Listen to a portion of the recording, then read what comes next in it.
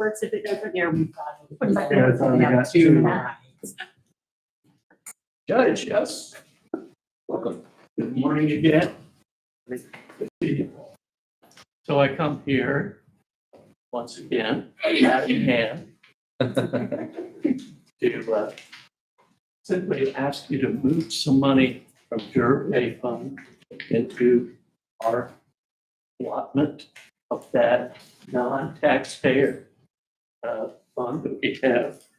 I prepared an extensive report.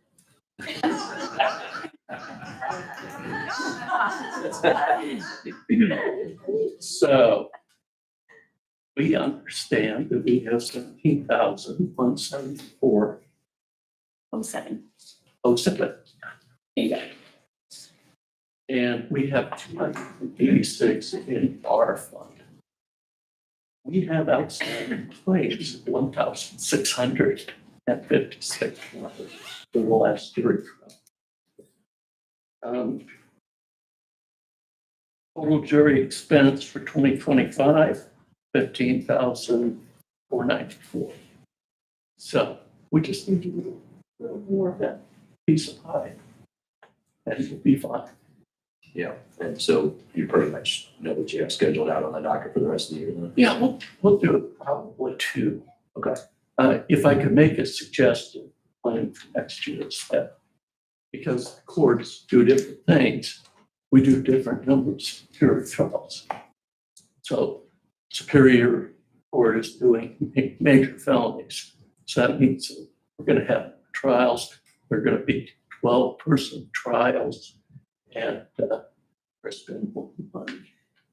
So, instead of saying, we're going to put the same amount, maybe we could just Get it moved. get it. I would say for next year, probably we would do 3 or 4 times what we originally had, which was 5,000. So we're gonna do about a half dozen. Okay. I think it's probably a 5. Yeah. Duly noted. Anybody care to make a motion? I moved to approve. Bill? Any comments? Not, if you favor, raise your right hand. So, you think, yep. So, are you on mute, Renee? Yep, I'm muted. I'm trying to get a better internet connection. I got you. That is- That was a yay, right? Yes, so yes. Thank you. Thank you, Judge. Thanks for all you do. File. Right here. Travis. They slipped Travis on the agenda. Sorry.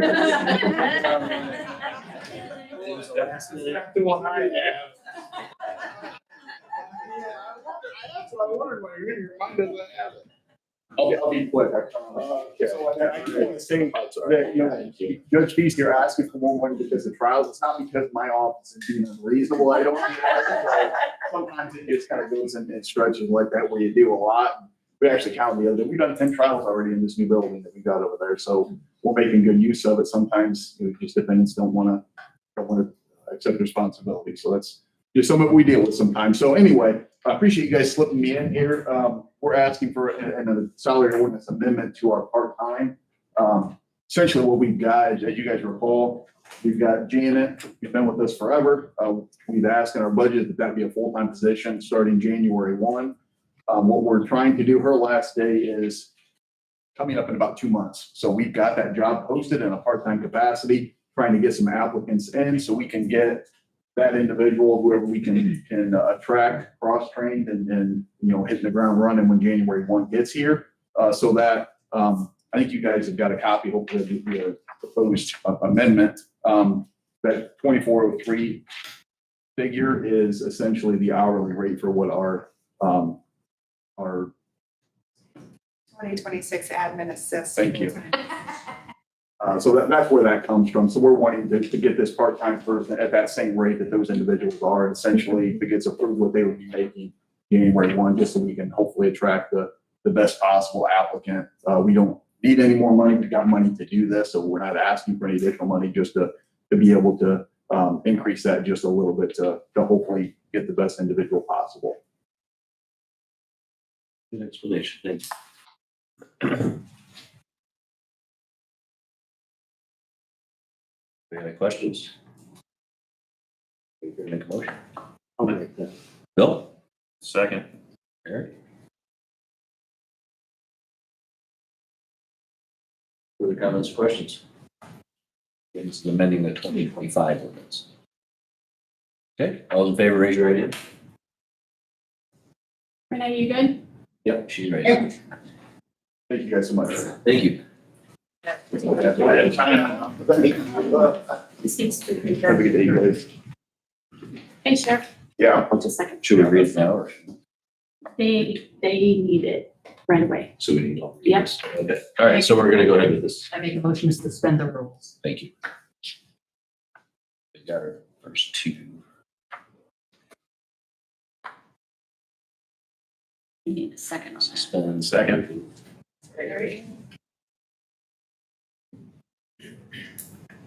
Okay, all those in favor, just sit on the rules, raise your hand. So. Karen, make a motion for second, third reading. For second, third reading. I'll second. Ruth?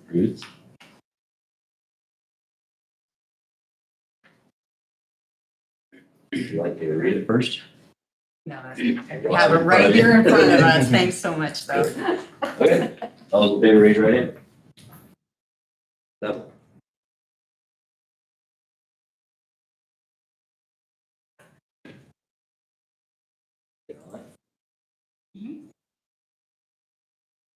So that was ordinance number 1055.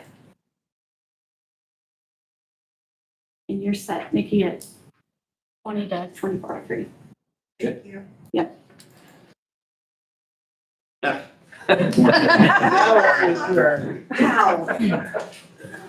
Thanks for letting me come up here today. I've never seen you so excited to be up. You guys just want me to keep a pile of Yeah, them and yeah. pass them at the end, because we have quite a few of them. All right, Steuben. Oh, you want me to do Spillman first? So Spillman is, we have a full-time position for Spillman, which started this fiscal year, 25. She has since retired. Opening it back up, we're going to contract. I went in front of the commissioners, who we can take that full-time position, turn it into a contract position. And so that's what you're looking at here for the transfer. The request is to be invoiced quarterly for the yearly cost. It is a year contract. We need the 10,725 for the quarter for this year, which can come out of the salary line, which is already set, which is not being used for the rest of the year. So it's a wonderful win there, reducing our employee number. We're in the application process right now. No, we've already done it. I only received one applicant for the full-time position, which was Tammy. So in talking with her and speaking with the commissioners a bit, we wanted to see if there was an opportunity for a contract, which there was. So that's why we went down the contract road. Makes sense. Yep. Thank you for that. I like it. Yeah. Very good. Good. Everybody care to make a motion on that? I'll make a motion to approve. Second. Any questions on that? And all those in favor, raise your right hand. 7. And Fuel, we need gas money. Do you remember the beginning of the year of this year, for last year, we budgeted less for this year. We only budgeted 100,000 for this year because we weren't sure how our pump would work out there at the highway barn. We didn't get started until February, late February. So we were still at regular pump prices in the patrol side until we switched over to our pumps. Now we're averaging about $2.95 a gallon, right, Chip? That's the last conversation we had when I put in some budgets. So we've at least for next year projected that, the $2.95 a gallon. Or that today at fire. Yeah, it's going down. Yeah. Yeah, I saw that it's dropped below 3 in a lot of places. Yeah, so Okay. that's where we're gonna be. So that is to get us to the end of the year. Squeak right by. I'll make a motion to approve. Lisa, I have a second. Christina.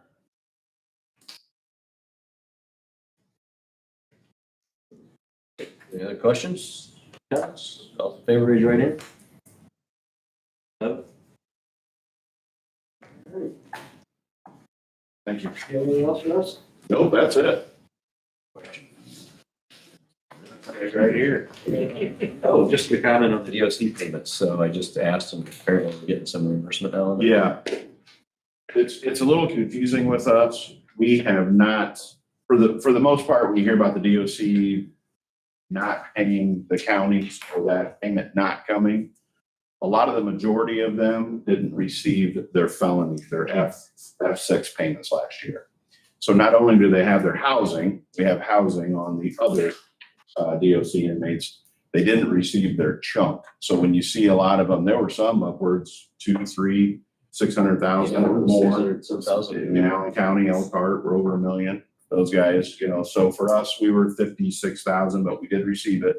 But we also did receive our felony payment last year in July. Now that they've done away with that this year, there will be we did not receive an actual felony payment, which was around $120,000, roughly 123, something like that, is where we generally receive that.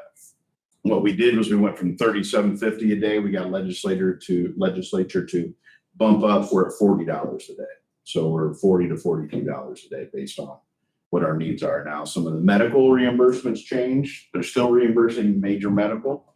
But a little the smaller items we're having to go back and forth with. So we're tightening the strings on one side, or I should say DOC is, and then we're wanting the appropriate payment on the other side. So we're meeting in the middle there. But we're all caught up. So yes, we had a little bit, but we're still behind on a few months now. I think since August, we had a pretty big monthly housing bill in August, September. So we're probably looking at, I don't know, I'm gonna just say roughly another 30,000. Probably. We're probably right now sitting on the books that DOC has, but they're just pushing out 7 million. They have been for the last month here. So hopefully we'll get yet another check. But we're sitting pretty good. Thank you. Yeah, hope that helps. Yeah, thanks. All right. Order. Yeah. The first thing I have for your approval is the approval to go after the community crossings 2026-1.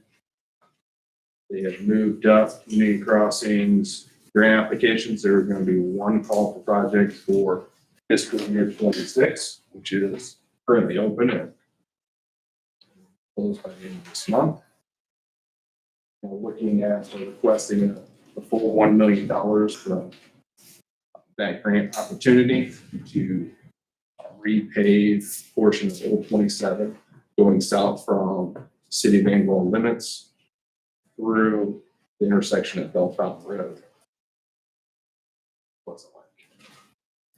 How does that, how do you vet out what's your most critical project to apply for then, since you only have one call? Oh, okay, so we're gonna go on to the box here. So how many would you want me to stop? So I have several my GIS layers on my desk, which are my maps, which are highlighted all sorts of different colors.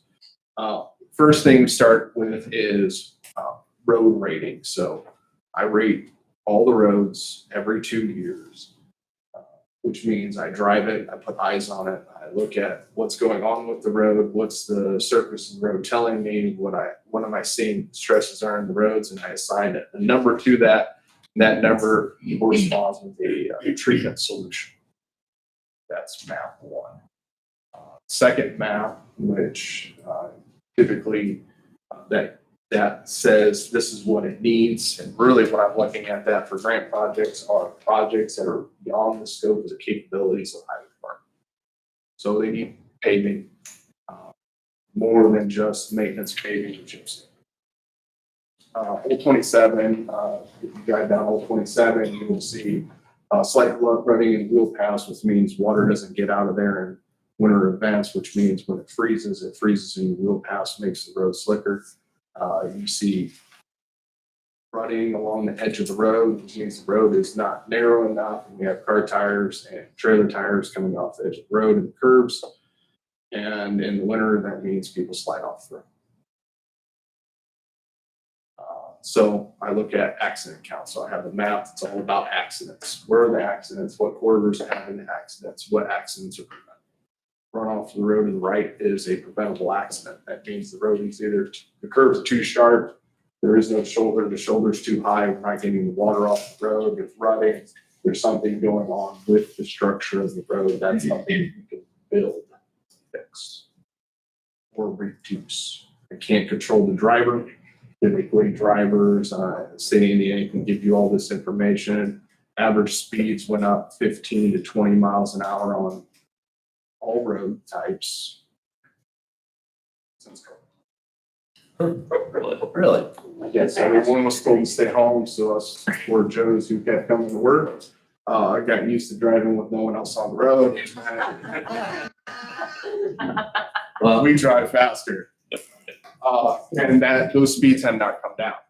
So when you have conditions that lead to run off the road, things like accidents, which are everywhere down Old 27. That means those accidents are going to occur more often, and the severity of the accidents are going to be worse. So that's the next one I look at. The third map I look at is all about traffic data. Where's your traffic? Old 27 is a former state highway. It carries state highway type traffic. It's going to be higher on the priority list because when you have more traffic, you have more opportunity for accidents, which leads to we have more accidents on this road. It's going to rise above certain other types of roads. So originally when, until this year when the state reworked community crossings, we were running, they were giving out 1.5 million as their portion. We were still at 25%, so we were pushing a $200 million project. So originally, I had scheduled to do from town limits all the way to county line. So since that doesn't, we have to reprioritize and rework the program. The other thing that the next map is all the other future projects. So if I know I have a future bridge project or intersection project or something going around, I try to move those projects so they don't interfere with each other. And sometimes you have projects that gel really well together. This is also the case for this project. So we have Next Level Trails grant that we received to build what we call phase one of the Pocahontas Trail going south of town. That is supposed to go to construction next spring. Building that trail at the same time as repaving this would be great for the public because you already have the inconvenience of having a work zone. Plus, we have to redo everyone's driveways that come through there for the trail, which would be great to redo the driveways while we're paving the roads. Everything matches at the same time. Yes. first of all, thank you very much for talking about the stages and the layers of mapping that you have to do, because we all get the calls. We're not road commissioners, but we all get the calls about our roads, and trying to define your vetting and your process to the public is something that, I feel comfortable loosely doing, but then I don't want to direct every single call right to you because you're too busy for all those kinds of things. I figure if they're mad enough, I'll just calls. So it gives us some information on, how to respond to people. Maybe you can keep some calls away from you. Although you did segue really beautifully into my question about NDOT's early coordination letter on the bridge on 200 North. Wouldn't it have been nice if they shut down the road yet? They've done it at the same time the road was shut down for a year. Are they rebuilding the whole bridge? All new? I don't know yet. I'm not sure they're still scoping that out. They might do some rehab. They might do some other work to it. I know it is gonna be a closure for a period. Are they going to go as intensive as they did with 275 North, which basically they almost completely rebuilt 275? I don't think they have that determination. I know there's gonna be some pretty intensive work, but I don't think it's a full reconstruct. Yeah, I saw that letter. I was like, why didn't that happen last year? Sorry. That's NDOT's out of your control. But Correct. okay. Anyway, does anybody want to hear more? Go spend the day with Chip. He'll show you all of those things in person in his trucks driving around the county. So this is requiring us to be prepared to match $386,807.58. Which, if the budget gets approved today, that's in my budget. There you go. That's the next comment. All right. Morning, Commissioner. More. Happy belated birthday. Thank you, thank you. Okay. So we have Chip's approval of the grant proposal in front of us. Anybody has any questions for Chip on that? Carry your motion. Move to approve. Ruth. Second. Gary.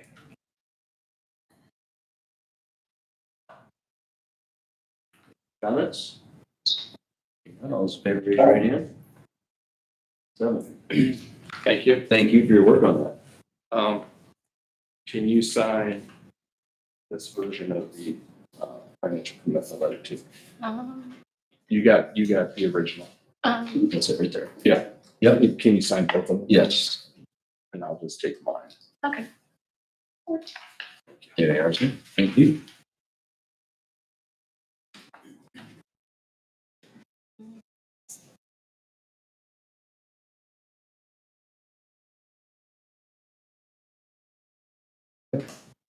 Okay. All right. And we have an additional appropriation for fuel, right?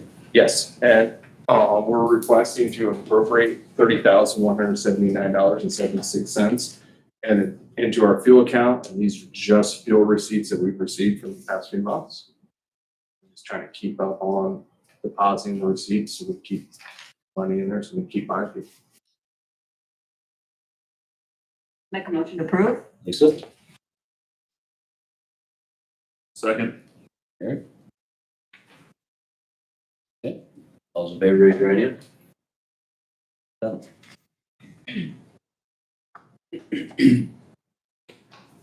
Job description change for lead mechanic. Correct. I had a request to, as we work through the reorganization, to create a lead mechanics position. I have 2 mechanics positions currently. I'd like to take one and create a lead mechanics position. We used to have a position called shop supervisor. It has several of those job duties, but we like to clearly define chain of command inside of our work bay. Who's responsible for ordering parts, making sure the reports are done, saying, hey, you fix this, I'll fix this, that kind of stuff. And with that should come additional responsibility, should come additional pay. The commissioners approved the job description that's been through the job committee. Plus creating a out of that, not adding a new position, but separating. So how's that being handled now? It's that shop supervisor position, is that there? By committee. So some days I do things, some days the superintendent does things, some days the guys do things. And we all know how things get done by committee. Sometimes they work great, sometimes things fall through the cracks. You have your person with the skill sets for that. Yes, we have a mechanic who has 25 plus years of experience. He will fit into that role. exceptionally well and do a very good job. It's just nice to don't want to ask someone to do something if they're not getting rewarded for it as well. It's basically taking our rate of pay of $26.62 an hour to $27.68. Correct. So salary ordinance amendment 1054. Amending ordinance 1024. Can we do this in 2 stages? To approve the job description? Yes, And then the salary ordinance. the job description was in your packets.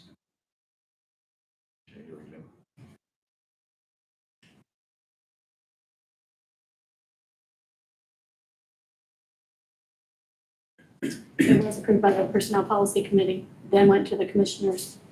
You guys are last slide. I move to approve the job description for lead mechanic. I'll second that.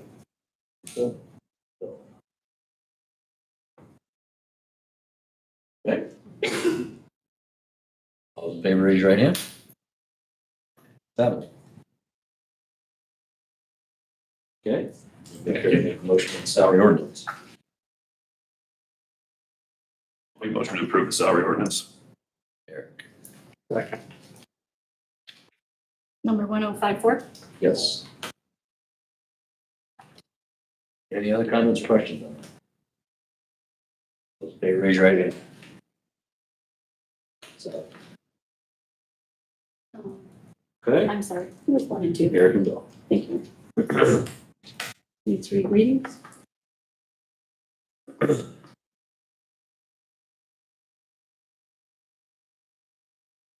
Yeah, otherwise we're going retroactive. We've got the person already, so would anybody care to make a motion? Motion to suspend the rules. Eric? I'll second that.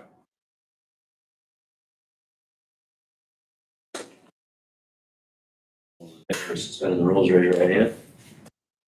7. I care to make a motion for second, third readings. I'll make a motion for second and third readings. Lisa? Second. Eric? Okay, motion second. Any further comments, questions? They raise your right hand.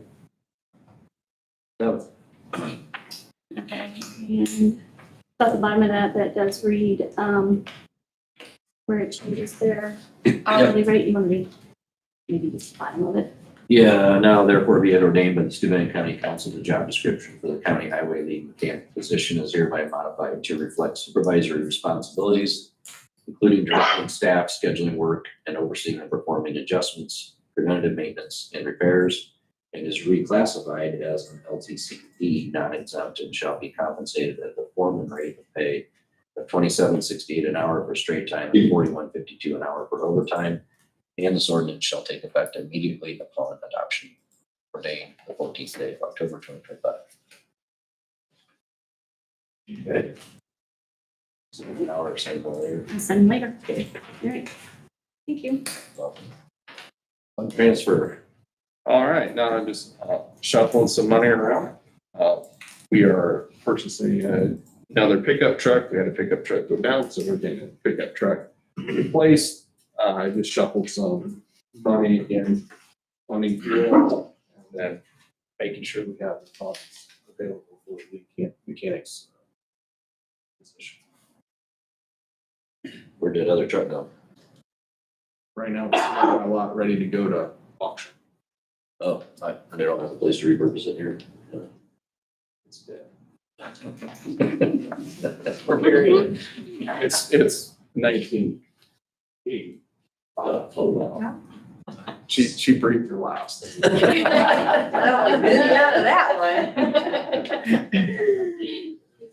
Okay. So it's a net of $88,438 to self-fund these requests. Make a motion to approve the fund transfers. Eric? I'll second. You? Any comments, questions? Raise your right hand. So. Okay, And we slipped in the agenda there. The on-call pay salary ordinance number 1056. Did I get that email to you guys? Yeah, separate email of it. Yeah, it is. Long story short, county highway department was going through the process of writing our policy manual instead of just doing it all at once and handing out documents, trying to do chunks. Starting with our biggest issue areas and working through our policy. And we saw some things, we came to commissioners to approve that, just kind of clean up some pace, schedule and that. Appropriate. Decided how to get it. Refold up.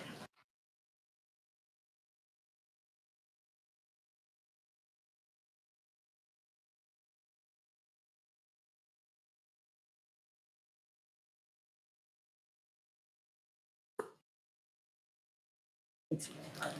So, Yeah. So the on-call pay. Basically moving it from 4 hours to 8 hours.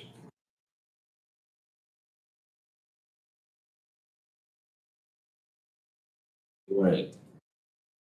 Can you color in the picture a little bit, like what's different from what's been in the past? Why is there- So what's different from how lots of things are in the past? Recently, the state of Indiana approved the state of Indiana thing, it's federal government approved, new CDL requirements. So to hold your CDL, to respond to emergencies, there are requirements we must make sure we are meeting. We have to be local. We have to, there's adult recreational activities and we're not allowed to participate in. They're perfectly legal in the state of Indiana. But if you respond in a CDL vehicle or after hours and non-CDL requirements, for example, just to use a big one, would be if you got pulled over at CDL, we have a lower requirement for breathalyzer. We also have to respond 24/7 if you guys are on, so it makes it hard to leave if you're on schedule. If you're on schedule, you have to stay fairly close and respond at any hour of the night. Typically, the responses during the day after 9 hours aren't horrible as when you get woken up at 12:30. Have to go to the other side of the county with a piece of equipment. So those are the big things. We're just trying to make sure we're compensating people fairly for the inconvenience. It's kind of built into when they take the job, right? Correct. No, it's there, but so If you accept the job with the county highway department and you take a CDL position, you are on call. You go on to the on-call list.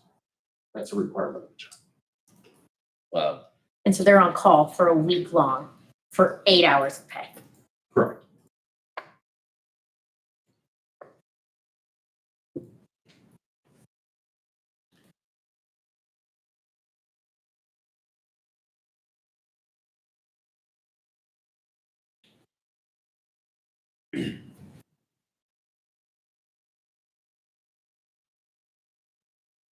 If I'm reading this right, and they used to get 4 hours at overtime. They currently get 4 hours. We're requesting to go to 8 hours straight pay. Wanted to make sure there was clarification in there. do you have I think it's data? not qualified, or it's not eligible for overtime or comp time, because it's just, Says on here. How many of these calls, like how many times this happens? How many times they get called? I have not been tracking call volume. Just as a general rule, I could tell you that typically on-call is more active in the spring and late fall because of the darkness, the weather that events that come down late. Most of the calls are threes. Get three done. That's the majority of the calls. We do get some calls if someone knocks down a stop sign, we do come replace the stop sign. Majority of the calls are about trees. And those can vary from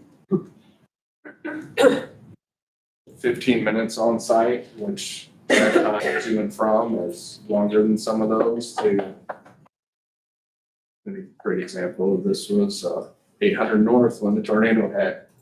2 weeks. The guy worked until everyone else showed up, and then we were out there for 2 weeks. It depends. It varies from year to year. I gotta say, from being in our business and watching what you guys do out there, it's amazing to me when you work with the state highway and the county highway. We're never so happy to see you guys know that you gotta get down a road that is impassable to get to somebody. Or I've seen it where their ambulances, we had to get into it. These guys are working overtime. I mean, in wintertime, it's real tough on us too. Yeah. You guys do a great job, much better than the other guys. One reason I wanted it on a salary ordinance, this is part of their income, and I could find nowhere it's ever been on the salary ordinance when it's prepared. So that's why I'm doing it as an amendment, to make sure it's on there and then carry forward for future years. It's basically doubling that phone call. Correct.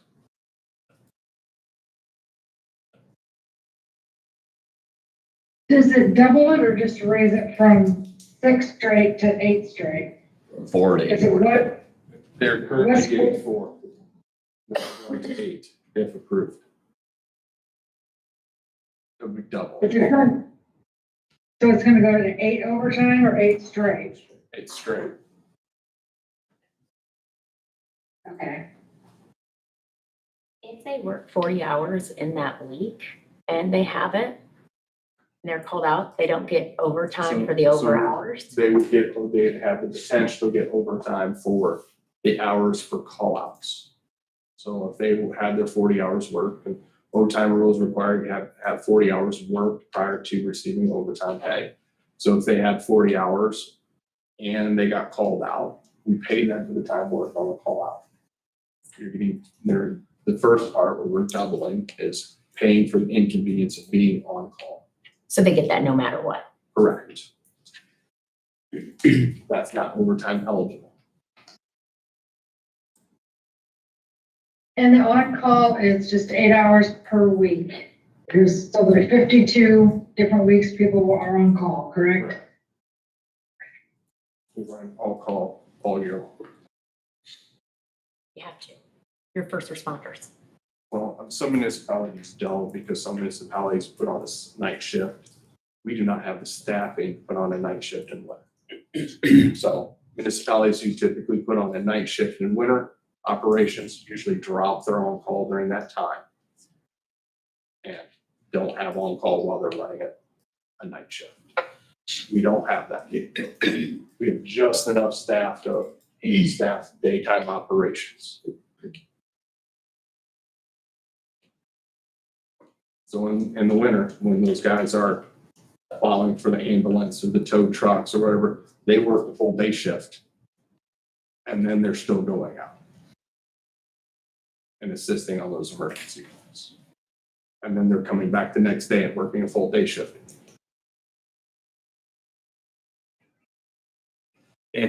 But they are getting overtime while they're doing that, Well, potential. if they're over there full. Yeah. Right. I make a motion to approve the salary ordinance number 1056. That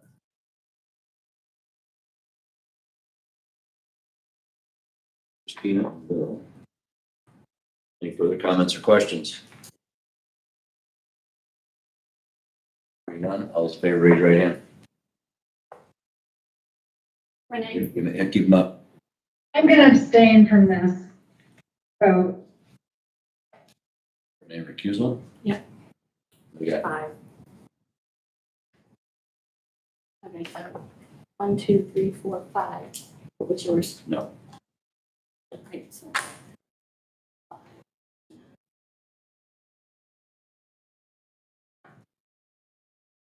Okay, motion carries.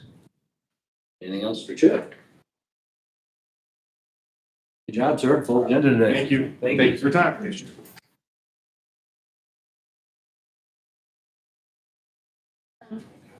price for reading. Here we go again. Make motion for the rolls. Should we suspend the, Eric and Bill, If, if you want to make it effective. According to them. I just thought we always kind of had it unspoken. If we didn't have a unanimous, we Yeah, yeah. Usually if it's not unanimous, we don't do it. I'm reading through this here just to make sure it's. if you want brought back around? I mean, it can wait, it can wait a month. I'm just asking.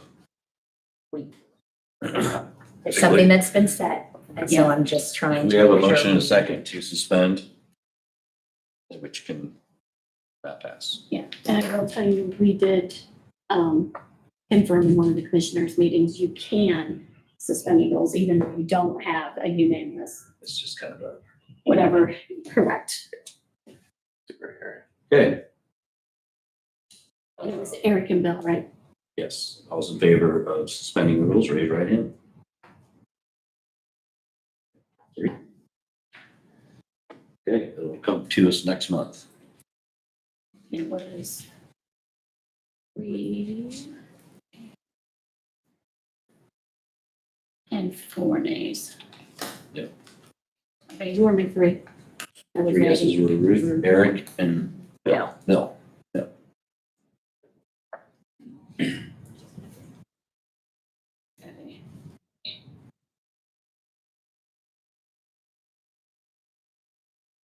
Okay. Good order. In a second. Lee, you're next up here as soon as the auditor is ready to go. Got a lot of writing we have to do.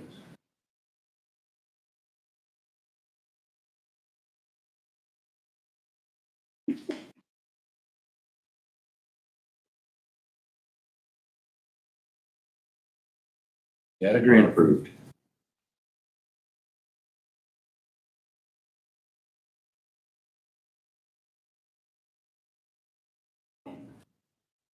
Grant approval from 2023, is that what that 2023 means? Good morning. So I'm coming in front of you today to ask for an additional appropriation of $24,304 for our reimbursable grant that was applied for, yes, in 2023. It's finally been approved. The contract for this multi-hazard mitigation plan was signed by the commissioners after receiving some bids for it. The vendor that we went with has started to perform work, and we will begin receiving bills.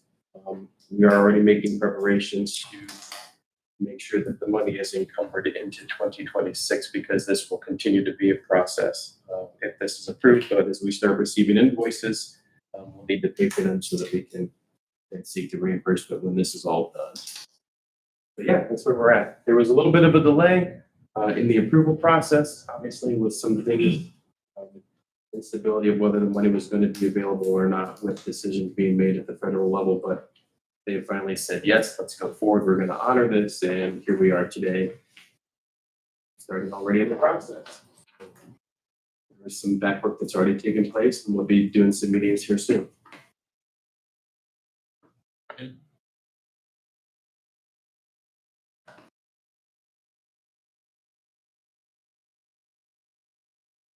Ready to make a motion? Make a motion to approve. Transfer. I'll second. Lisa, Ruth? Additional. Additional, I'm sorry. Appropriation. Thank you. Lisa Ruth? Any questions? All those in favor, raise your right hand. 7. So, Thanks, Lee. Thank you.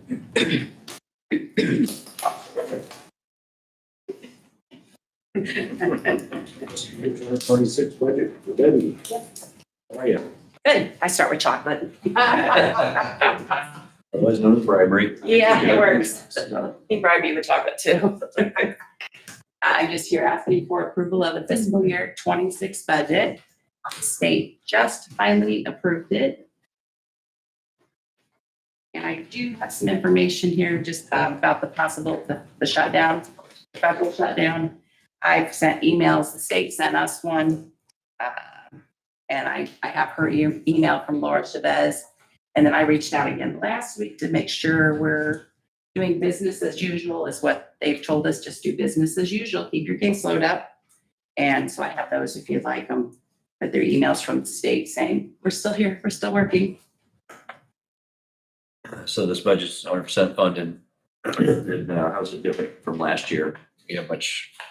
It's actually, they cut, I put in a lot of, when I originally started the budget, I put in for a lot of nice things like sippy cups and straw cups and things and books and toothbrushes, and they cut it way down. So it's cut from, I don't know what the different totals are, but they told me what I could spend, and so I put in what I could spend, and then they cut it, I don't know, 3, 4, 5 times. I kept redoing it. And then they actually made another adjustment October 1st when it should have started.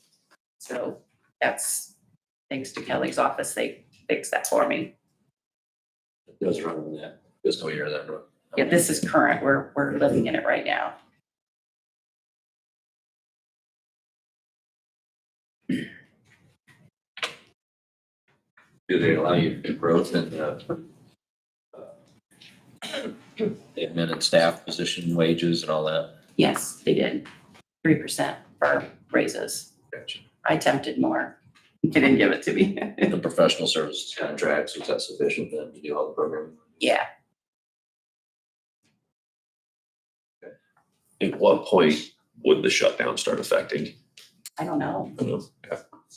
We did a shutdown in the past, and in one of those, it talks about Lee Johnson. We get a kickback from formula. So every can of formula that the Enfamil products that is purchased by WIC clients, they get a kickback. And so they're waiting for their Meet Johnson kickback check, and that should help us flow for a little longer. But I don't know. And they are working today because I had no internet this morning and I've already reached out and talked to them. So as long as they're working, and what they told us is just keep seeing people, just business as normal. So that's what we're doing. I did outreach at Prairie Heights Farm Festival this weekend.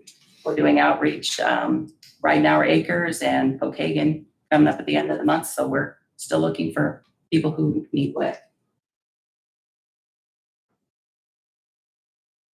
Okay. So, motions? I move to approve WIC's 2026 fiscal year budget. Second. Okay. Any comments, questions? Okay, raise your hand. No. Thank you, Dave.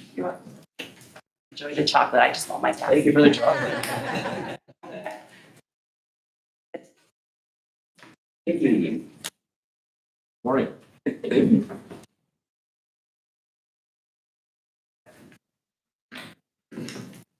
Council.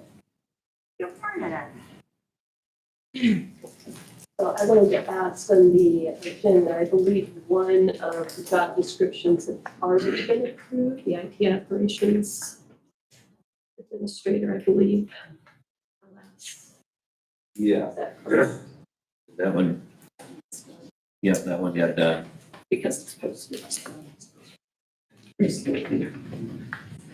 Okay. Cybersecurity will be tabled until this meeting. Right. Yeah, I was, here at the last meeting when it was tabled, and so I went back and tried to do a better job of outlining the direction I was going.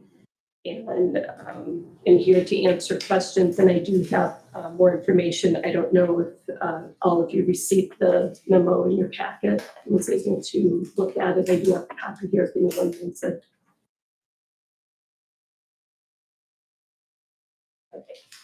So what I wanted to just briefly go over was when I went to the commissioners and had asked them to reassess my department, the workflow, and reorganize it to work better for what we need to do in the future. It was really clear to me that I have to redo my job descriptions because I had one job description for two people and it was very generic. So I rewrote both of the job descriptions that I submitted. And they went through the process. I got it approved through the commissioners and through the WIS, went over them, and also the committee went over it as well. So what I'm trying to do is provide some better ways for me to gauge what work is actually being done instead of just very generic idea. I'm looking for more specifics because then I can measure their performance. So in addition to that,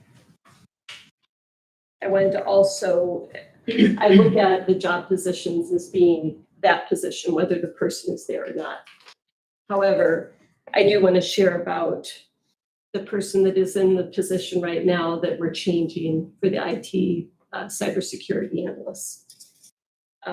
So I want to retain the top talent that I have and that I'm working with right now. But their contribution as an employee, what I've observed when I came here back in December from the different departments, everyone told me that they went above and beyond all the time. And I also observed that as well. They've carried the department through significant turnover. They've had staff absences due to extended medical leave and reduced hours, as well as when I came on board and I was training and working with my predecessor when they were handing over the network operations to me. That employee on their own did everything for weeks on their own and carried the department while we were going through that transition. I would personally struggle to keep the department going without their assistance. They have great attention to detail. They do everything they can to prevent errors. They safeguard our network resources. In addition to all of this, for the sake of our network, I know that I need to pursue this change. I think we all are aware of the county to the south of us that had a cybersecurity incident. It's ongoing. I need an employee who's dedicated to this. And I really want to have someone who's actively pursuing the security gaps, the challenges that we're facing. I don't want to do it after the fact. I need to be having to do this and focusing on this right now. And I look at our, I watch all of our council meetings and the commissioner meetings, even if I don't attend, because I want to see the big picture. My department touches every single department and agency that we work with in some capacity. And so I do need to see what you guys are working with for everyone, not just in my little bubble. And so I just want to commit to you to be transparent, to be here more often, to answer any questions I can.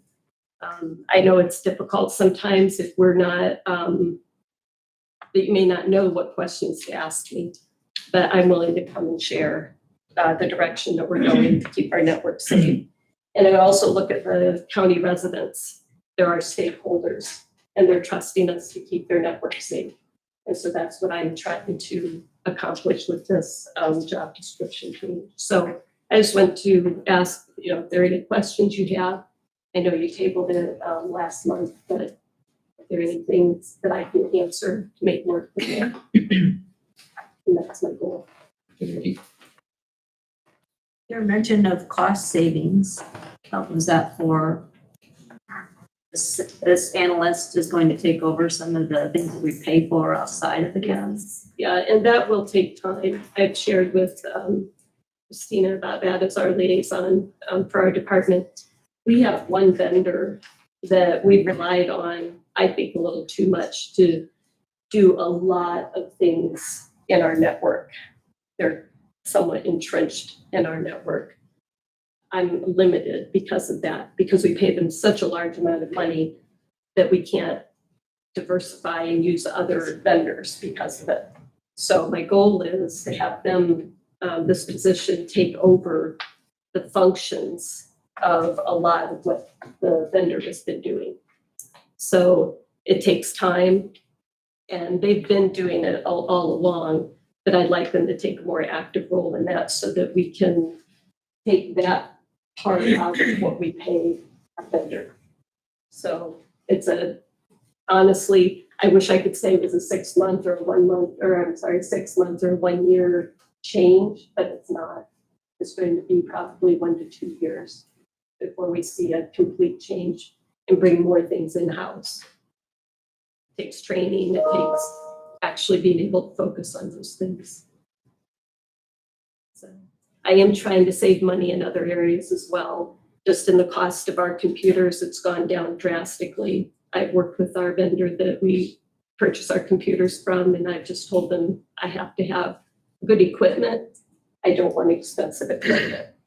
And I know, what is out there, and I've gotten much better pricing. We were paying almost, let's say, $1,800 to $2,000 for a setup for a user. And now we can sometimes get something for as little as $1,000, $1,200 if you include licensing for the applications on it. So we're actually seeing a lot of cost savings. We will continue to see that. I really like Nikki's vision when I understand it. Some of it goes over my head. But I believe what she's trying to build there, we will see a huge benefit across the board as far as being involved in purchases of software for other offices, making sure our licensing is correct. I mean, her vision of where she wants to take us is amazing. And DeKalb just got destroyed by what they let in.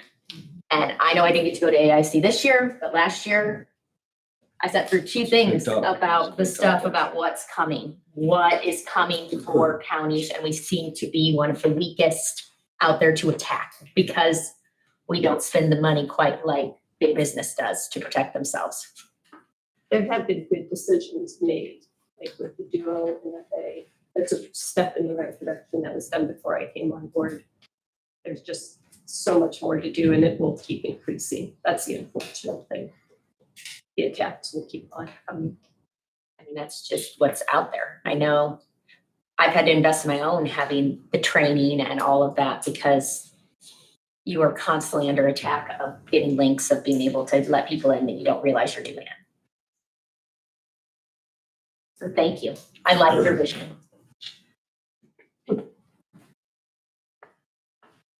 Okay, well, we have the job descriptions approval for us. This has been reviewed through personal. Move to approve the job descriptions. And I would second it. Eric, Christine. Okay. Any further questions on those? None, all those in favor, raise your right hand. 7. You have the salary ordinance amendment 1052 in front of you. That is. I didn't redo anything on this, it's the same as what was presented last week. Or last month. You guys need to read that. I make a motion to, I'm sorry, are you sure? Yep. I make a motion to approve the salary ordinance amendment number 1052 as presented. Second. Thank you for the explanations. Derek, Christine. Anytime. Eric was first? No, I was first. Oh, Eric I was got second. that. I'm sorry. We stopped and. We're back and forth over here. Yeah. Yeah, I'll read the very bottom there. Now, therefore, be it ordained, but the council position now designated the assistant shall be classified as Pat D, non-exempted, shall be compensated at the Pat D rate of $60,939.84. And similarly, the cybersecurity analyst position shall be classified as Pat E, non-exempted, shall be compensated at the Pat E rate of pay of $65,345.70, effective at the next pay period of Thursday, October 16th, 2025, on the passage of this ordinance 1052 by Steuben County Government. Okay. All those in favor, raise your right hand. So, Bill, you're up, right? You take a motion to suspend the rules. I'd have to in this case. I'll make that motion. You? Second, Pete, go. Yeah. Stephen.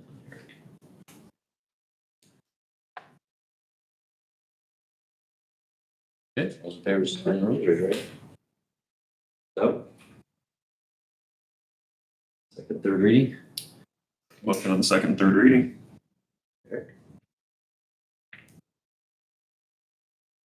I'll second. Back and forth there. All those in favor, raise your hand. So. Okay. Thank you.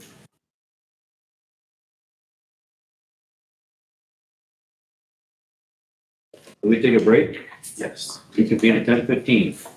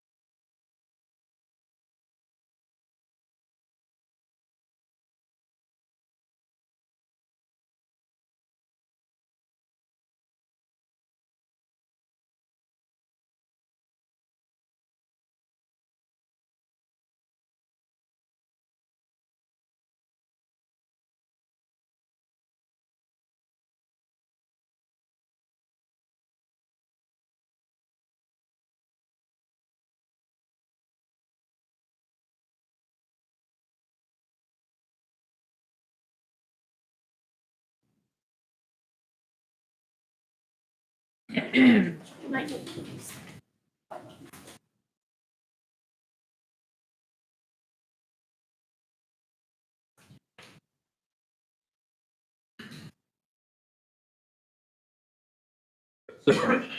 in the auditor section of the agenda here.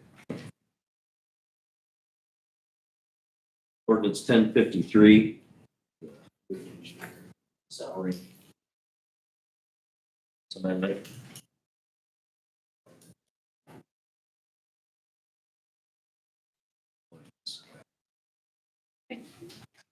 Yeah,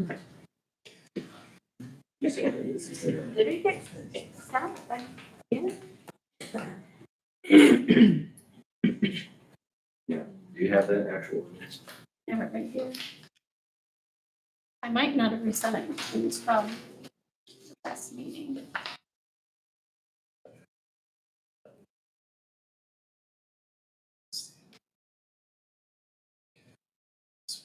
I can have, run my copies of you. Please. Yeah. While she's doing that, we had a Here's one. discussion last month. Regarding the lack of clarity that we had on how last year's budget adoption for that engineer pay transpired. Obviously, with that department, there was it was very complex. There was this proposal out there, there was the department head's proposal out there.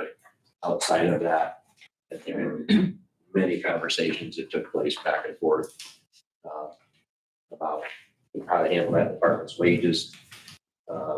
Some of those conversations, when you try to recapture the minutes of it, some of them are talking about the department in general, some of them are talking about Chip's request for his staff, but it in some of the conversations that didn't necessarily specifically stated included admin in the conversation.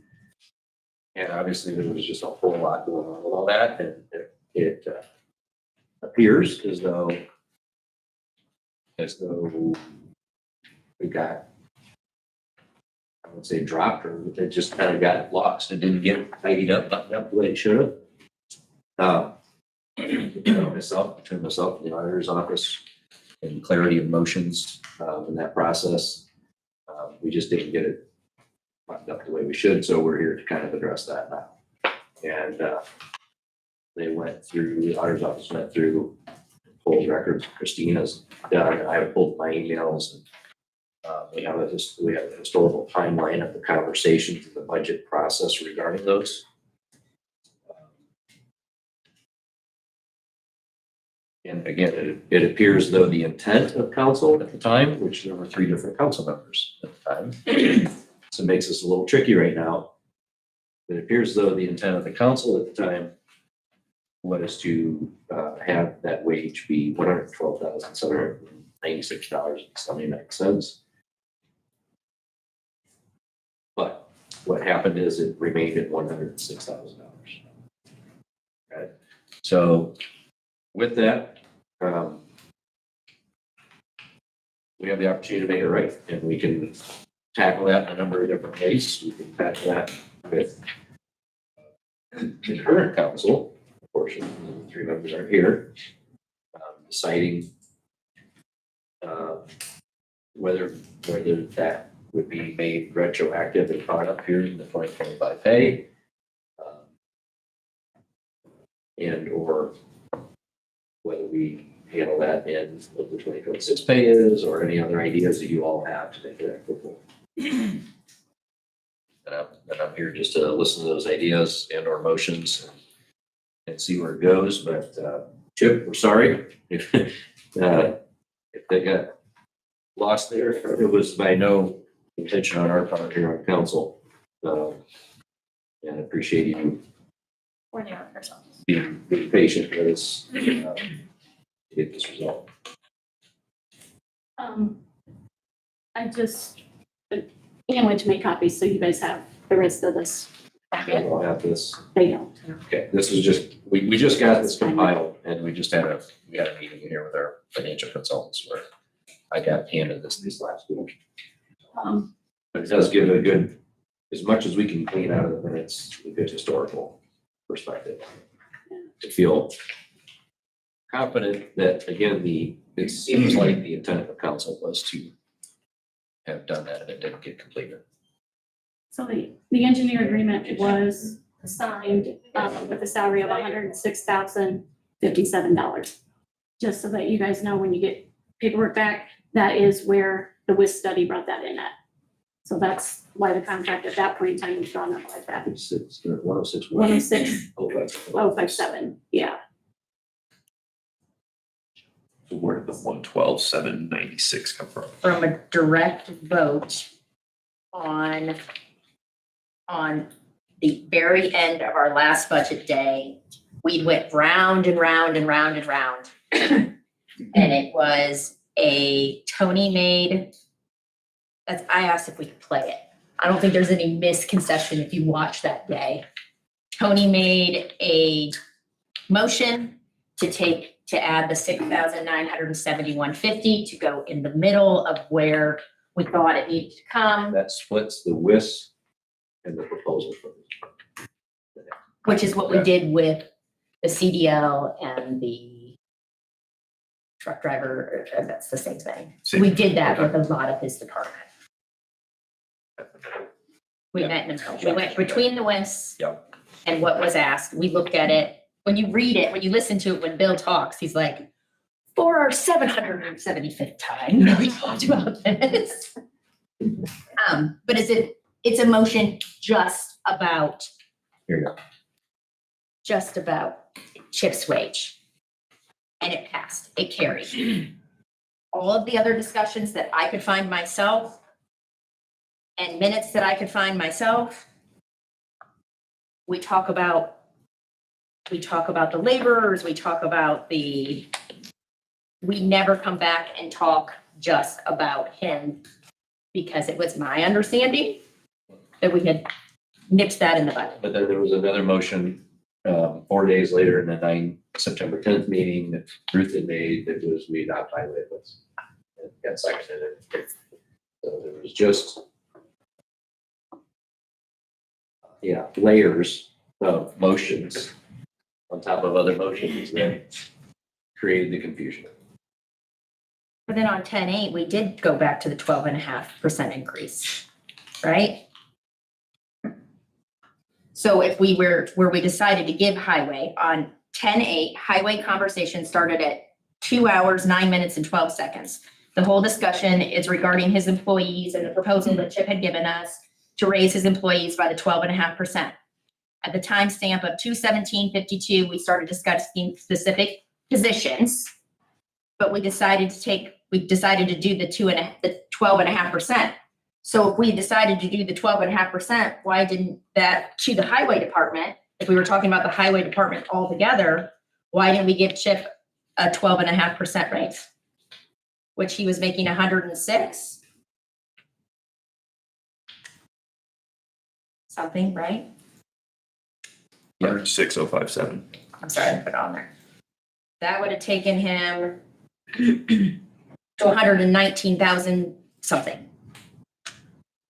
So mine is if there was a confusion after the fact, and we were talking about percentages then I think we should have taken the highway engineers to the 12.5% that we did for that department, which is higher than what I thought we were doing.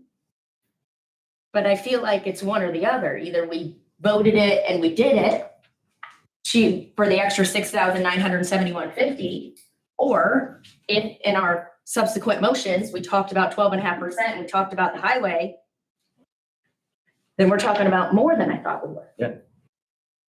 The only thing on that, Christina, is that the admin was not a part of that either.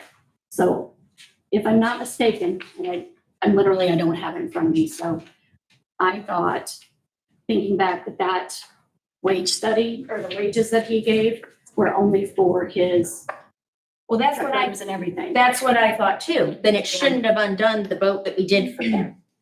Right? I mean, that's my argument. It's one way or the other. Right, except that there was another vote in between your first vote, then there was another vote, and then there was the last vote. but still said highway, right?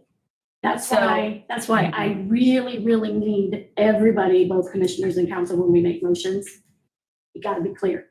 And I get that. But I brought this to the attention in December. We could have had this conversation with the council that made that decision. At that point in time. Yep.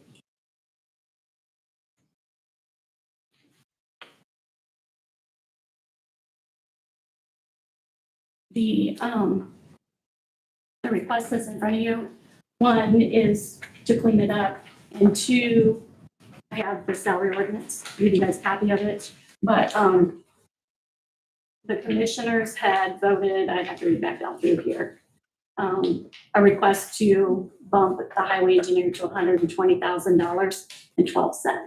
So that's what this is also, so yes. Except that we didn't give him his pay back to the beginning of Right. this year. Correct.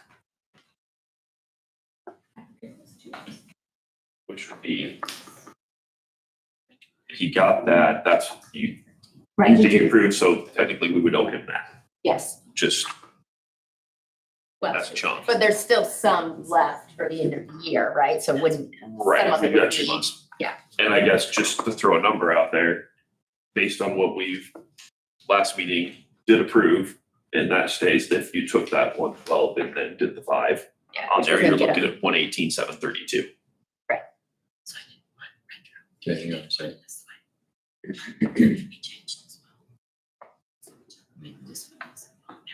You print both those off?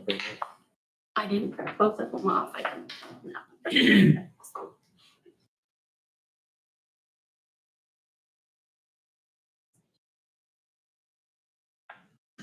Or if it's different, I'll retype the whole So we'll thing. get copies of these new ordinance. Verbiage is in front of you. Pass it. This is. I'll pass it to-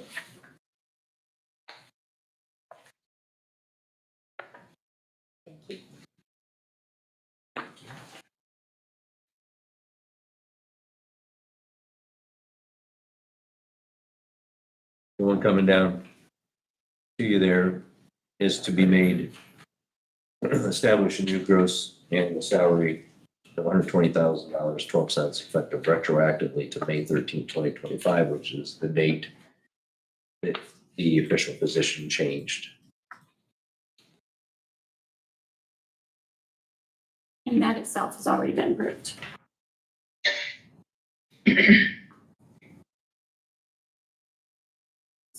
So what this is taking the salary for this year to 120,000 back to May 13th.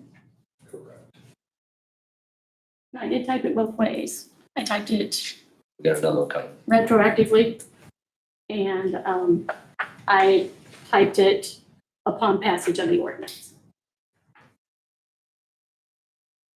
Same down, exact same And then salary these- ordinance. Yep. And then that would qualify then next year for what we've already passed.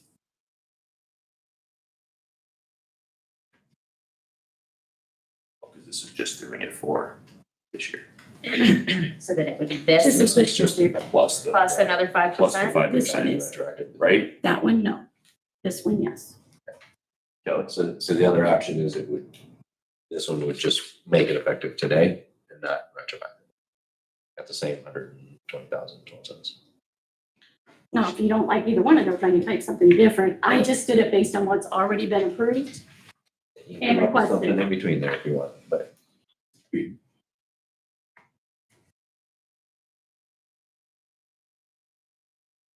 So, having said that, it's clear that this happened in error. right. I think that's the first step, right? Right. So we make him right for what should have been what was approved and should have been. We need to make him right by that first off, right, for this year. With the difference. Again, there's 2 months left in the year, Yeah. 3 months. But there's looks like $6,739 difference from the 106.57 that he's getting in the 112.796 that should have been approved. 31 or 71. 6,971.50. Just so you know the exact. Okay, numbers. yeah, there you go. And then in the 2026 budget, this is gonna segue into our. Yeah, and then we figure out what he's, What we what we're want doing for to do next year, right? year. I think that's the way to handle it.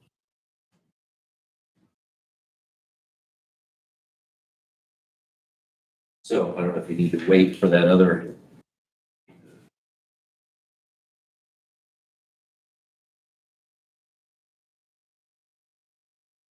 Do you want copies of the other one? Or, I know literally the only difference is the last sentence. No, I think what the general consensus is that would you entertain a motion to deal with this past 2025?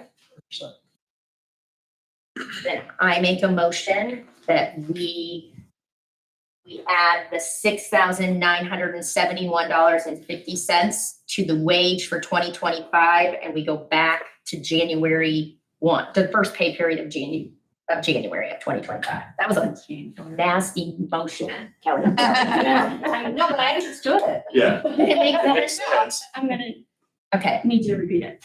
I'm making a motion to add $6,971.50 to the engineer pay starting at the first of 2025, with the first pay period of 2025.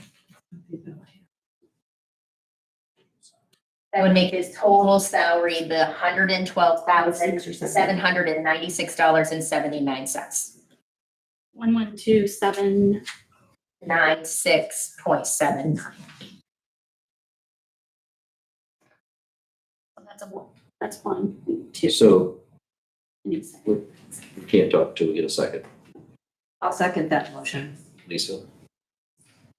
Christina and Lisa. Okay, so then from a payroll clerk standpoint, does that happen divided up amongst the remaining pay periods in this year or in a lump sum, or how does that happen? Which way is easier, Tracy? Divide it out to the remainder of the pays. Remainder of the pays. So we'll go through and figure out what the difference is, and it'll be added to his pay. Mr. Porter, is divided out and easier amenable to you? Yes.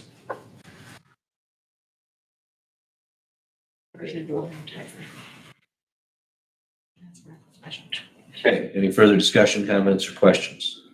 Renee, you good up there? Yep, Okay, all those in favor, raise your right hand.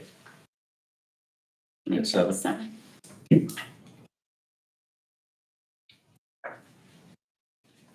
We need to do a second and third reading, don't we? We do. No, because this is different. It's different. So This took it to 112. Yeah, this, it's not this one. Right. It'll be next. I'll have to draw a different one for this one, Let's do a second and third reading. That makes sense. because this is where the commissioners requested to put it at 120. This is different. And if you don't, we can talk about that. So What's the next conversation? that just makes it fewer papers to get the car. Still gets you home by the end of the year. I can figure out how to make it. Yes.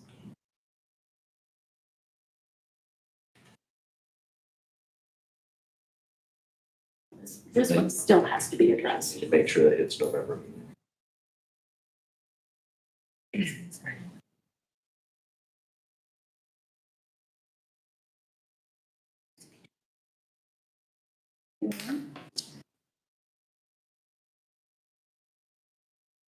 You can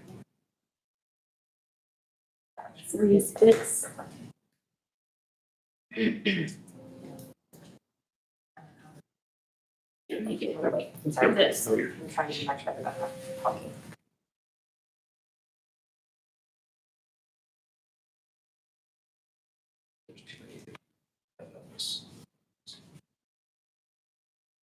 Haven't done it yet.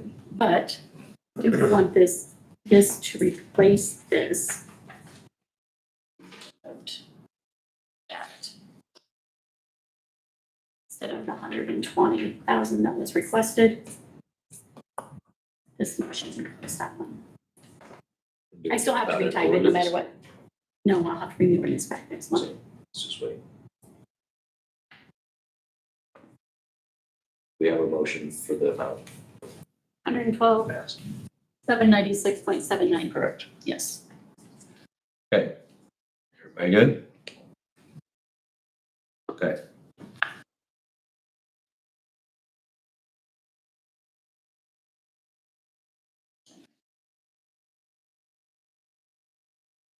So, on to adopting our 2026 ordinance and resolution for appropriations and tax rates.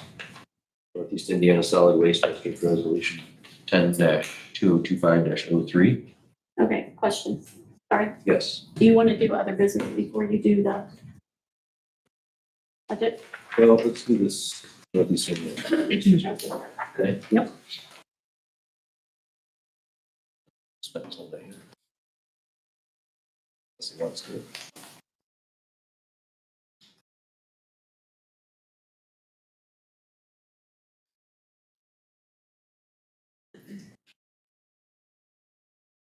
I can read you the copy.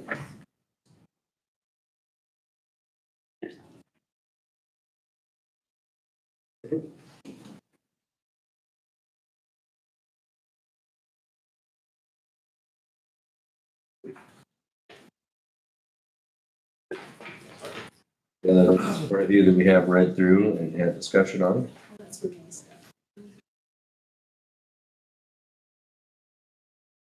Tax rate. 10123.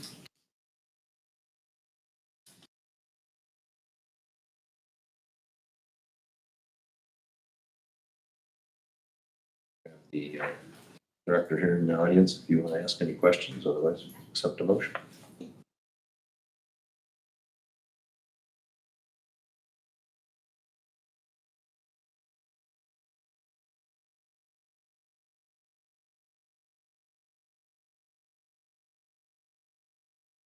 Oh, but I was just gonna ask a question. Go ahead. What's the current tax rate? That was their. I apologize. No. When we had the first reading of it, that was a question I had asked.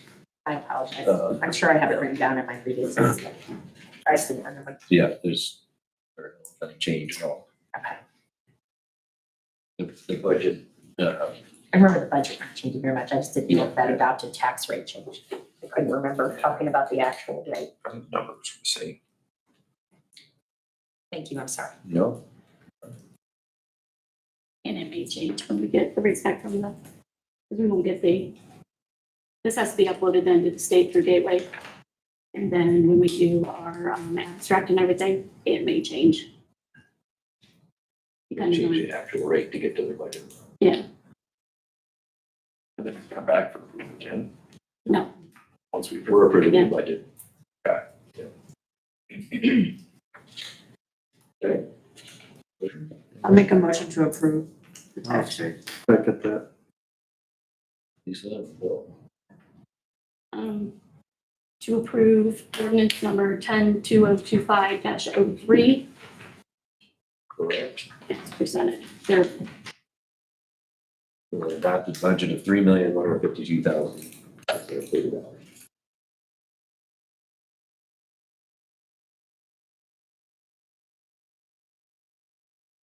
and I'm sorry, who was first and second? We have Lisa and Bill. Thank you. Okay. We need to hear her. We need audible votes on these matters today. All those in favor? Okay. say aye. This is approving the budget that we just had. No, Like I said, I'm not saying what you're getting there. Yeah, this is the Northeast Indiana Solid Waste District budget. Okay, I'm gonna abstain because I don't know enough about it. 6.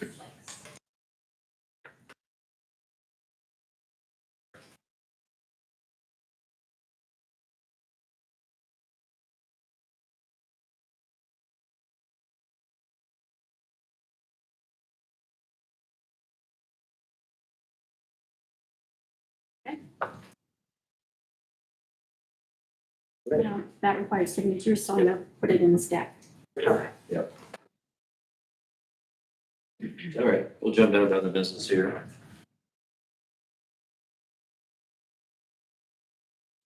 Okay, so there are additional appropriation resolution, did that change at all then? Or new resolution 10-55-01. No, you pass everything. We passed everything. I'll make I'll make a motion to approve the additional appropriation resolution 10-2025-01.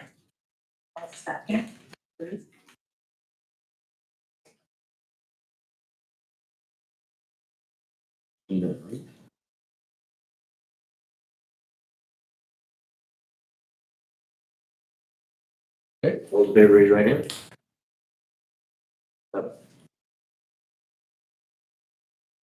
Okay, you had your 2025 September monthly financial comparison reports, although the first page was cut off on the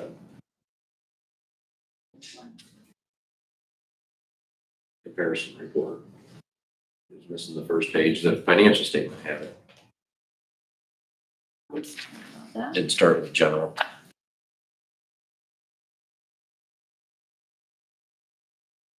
So it is on your financial statement, but if you all want to wait, we can late acknowledge that next month. That's a good reason, but so see it, the county park electric. It would have It's just- possible copyrighted, who knows? Yeah. Would you say county park electric? Yeah. Is it the negative, like 13.7? Yeah, there's a few funds that are in the negative. I think it's just waiting for mechanics of their department pulling it over to, yeah. Towards the end there, there's. End of this season. Right. And they still at it, and so it should come back. Waiting for it to show up. They don't build them monthly, they build them. Yeah. Fund 8102. Which makes sense. Bunch of grants.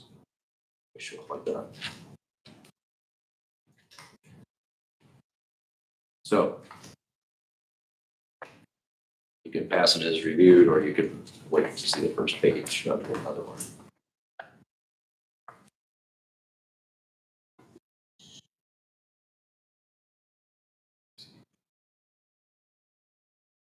You're not sure we can wait?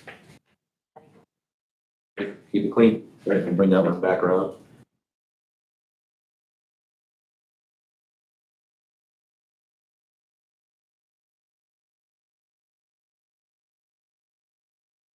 Scan it.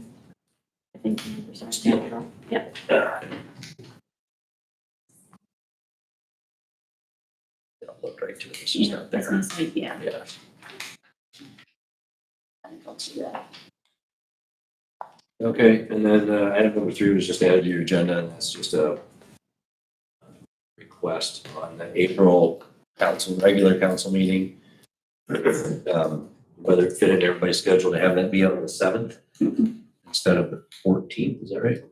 That's what was requested, but the commissioners, when they set their schedule for 2026, Moved to moved to Tuesdays. Tuesdays. So, That would be conflict. That Is would be that it's on their week? yes. Okay. You guys aren't gonna have your meetings on Mondays anymore? Yay. I could be tomorrow. Let me double check. Because you want to get moved up. I was just checking. Yeah, and moved up, it is on their week. Okay. So It was. everybody else is fine, we can just leave it on April 14th. Okay?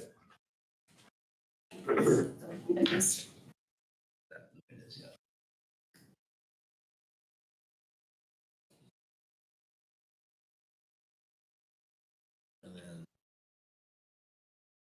There's minutes just crossed out. Yes, because I wanted to focus on the budget. So, So we have double down on the minutes next one Yep. too. I really wanted to focus on the budget and make sure. Back at 169 pages and without minutes. Night reading. All right, so the rest of it. But looking down at outstanding table, we have all three of those.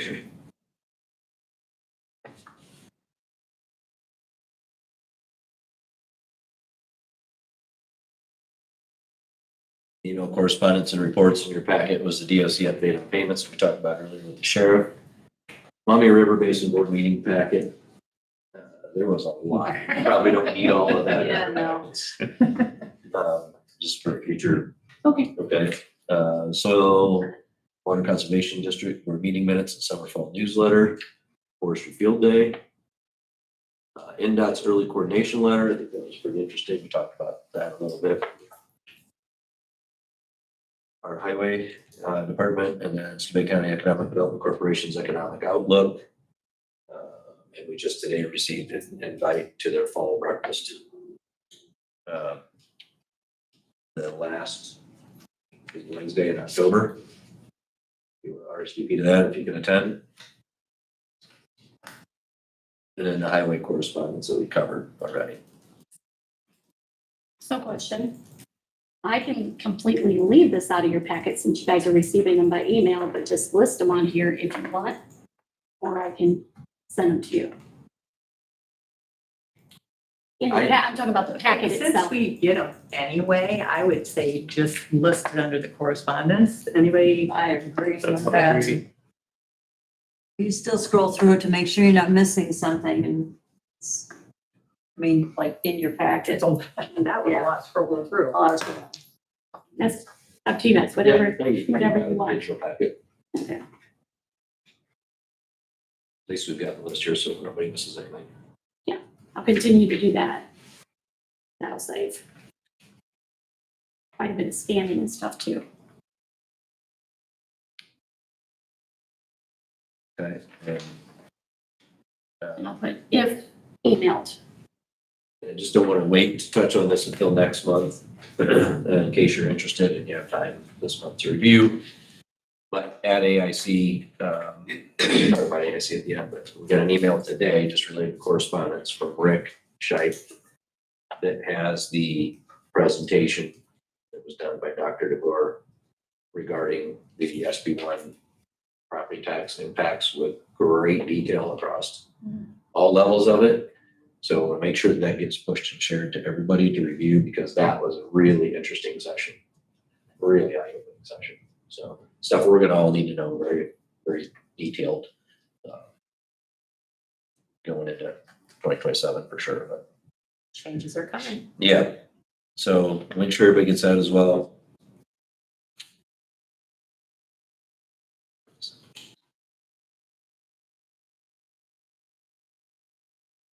Okay, you guys are ready. Look at our 2026 budget adoption resolution 10-205-02.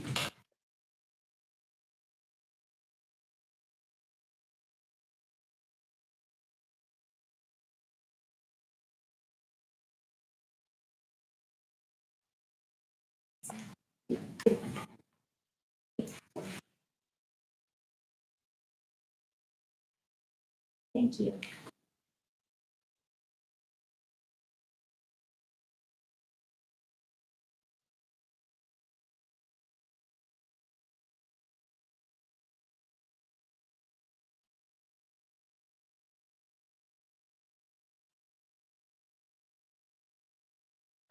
Just so you know.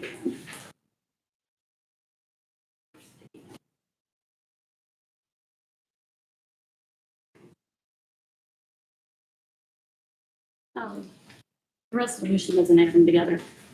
So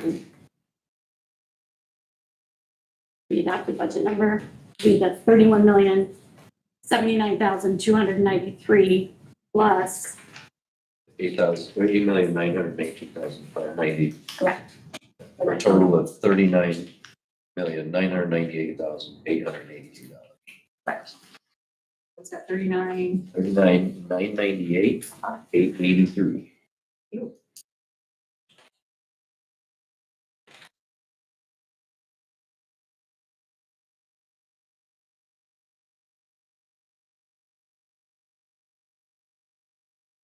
I had that paper somewhere, but I'll compare that to last year's. that accessible anywhere, right? Start digging.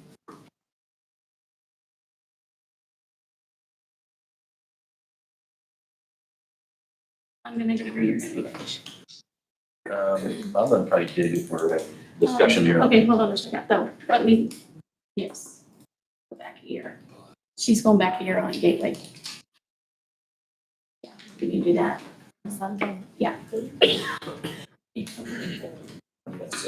you talk about, Yes. adopted tax.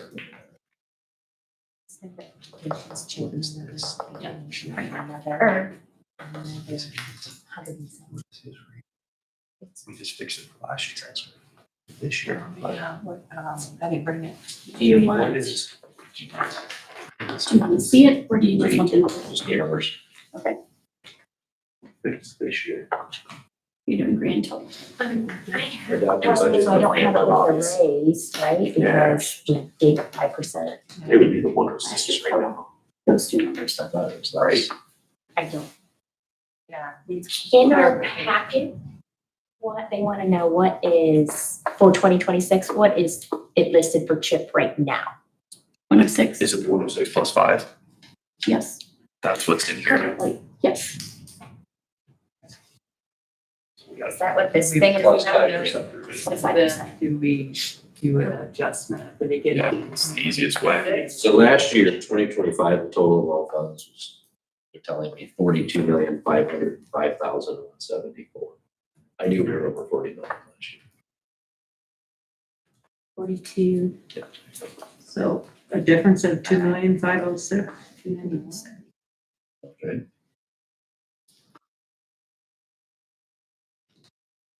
What number did you have at the beginning that you were showing that we have to additionally appropriate that'll put us over the 40 million number?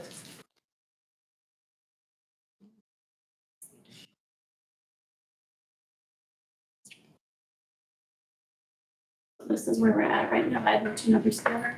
That's what we will be doing in additional appropriations. Getting us to that. And what is all encompassed in that? In the additional appropriations, there's a last page, there's a big sticky note that makes it out right now. Big one? Nope. Very, very last page. That's right.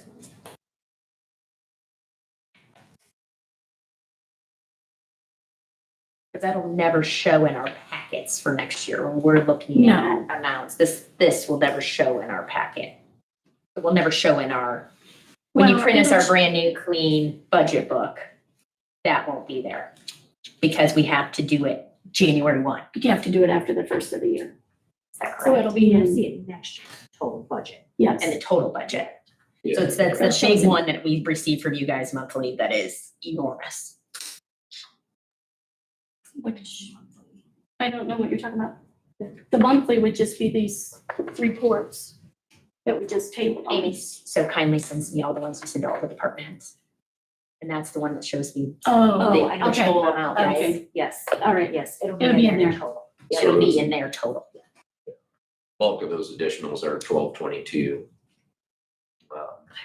Your statewide 911 and 1176. So 87,719 additional. 1222. That's 199,648. 704. 194. Oh, I'm sorry. 640. I apologize, 648. 194, 648. Yes.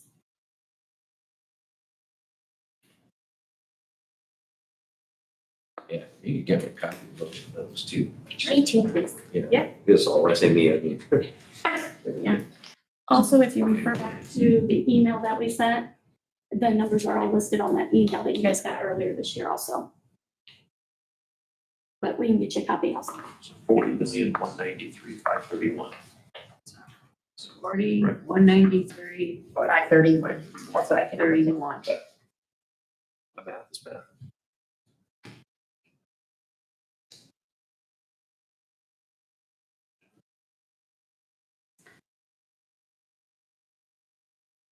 Okay, So what's the easiest way to handle this? if there's anything else that anybody wants to discuss within 2026 budget, now's the time. Eric? Yeah, I'm wondering what the easiest one for Chip here. We fixed this year, but as of right now, next year in our budget, he's still at 106 plus 5%. Is it easier to fix that in here now or do something after? You can't, We can't No. change it. because we can't, yeah, we've got this set so that it balances with how we advertised. You can't raise this up anymore without moving money around again, because you'll be over what we advertised. But it would go into that other additional that we plan to do at the beginning part of next year, Correct. right? So it can be handled We have to do an today. additional appropriation to it. Correct, we're gonna have to. After the first year. Okay, Proactive. that's what I'm wondering. What's the best? Yeah. So we And would it is- accept a motion to have that be part of the additionals, That's fine. January meeting. Yes. So the that's fine. conversation is, do we want him to go to the 118, which would be the 118 whatever, that is the 5% on what it is, or are we wanting to take him in 2026, where the commissioners wanted to take him to the 120 whatever? Right. That's the That's decision. right, is that the discussion that we need to have? He always looks so happy. You're like, look at it all the time. And then is it that 120 plus, if it went to that or whichever it goes to, is that plus the 5? I think we're deciding what the 2026 Or, is, right? Yep.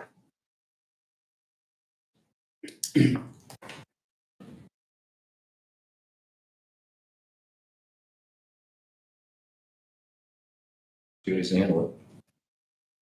A lot of discussion out front right now, or we can go ahead and attempts with motions if we need be.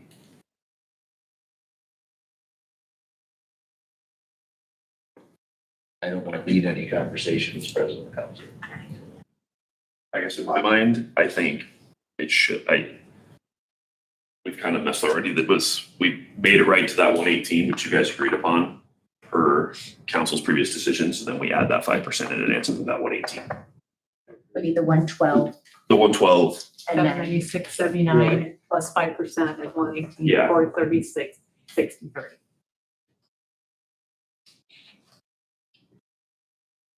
I think that's it.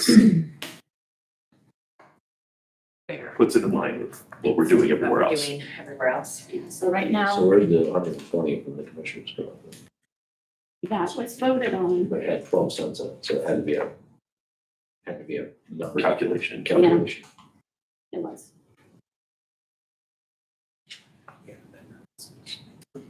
Commissioner Howard, do you recall? Yes, I do.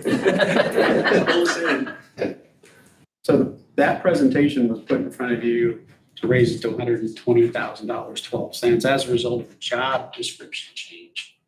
To where he is now the senior member out there, I guess is probably the easiest way to say it. He's in charge of the entire department as opposed to having two Having department shared it with heads the out. superintendent. Correct. Yes. However, when we were making that request, we also took into account the fact that he was not the item that you took care of earlier, where that oversight happened. We were going to request that didn't get corrected back in January, but he was raised to that level effective in May when his new work assignment took over. So we're kind of reaching your end goal. We just did it 2 steps versus the 1. Well, Is that what I'm? Sort of. Sort of. Again, it was a new job description effective May 13th. your request just wasn't asking us to handle January to May. It said you could have disregarded January to May if you took it to the new job description level that we requested. We can still take it to the new job description starting January 1st. Although he's been doing it since May 13th.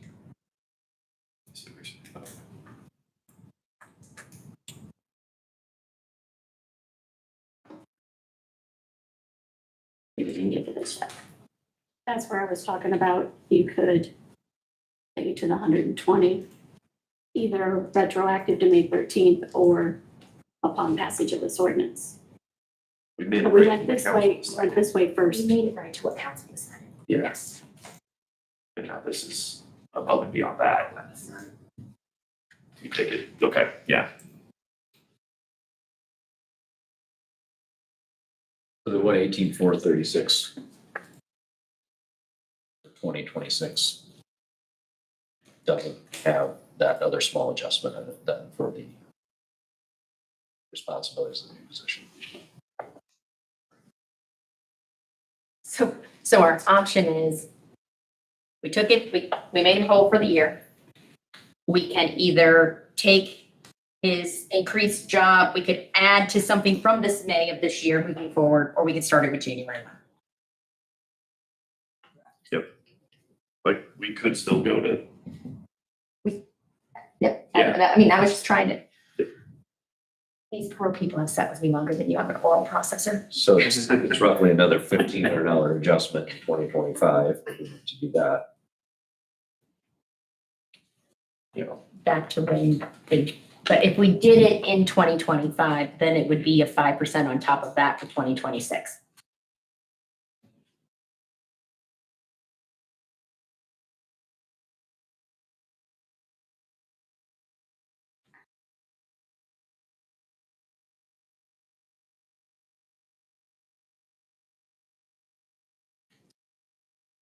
my advice would be, let's keep it as clean and understandable here from now. I agree. Keep it clean, that's the question. I mean, the cleanest way to do it is.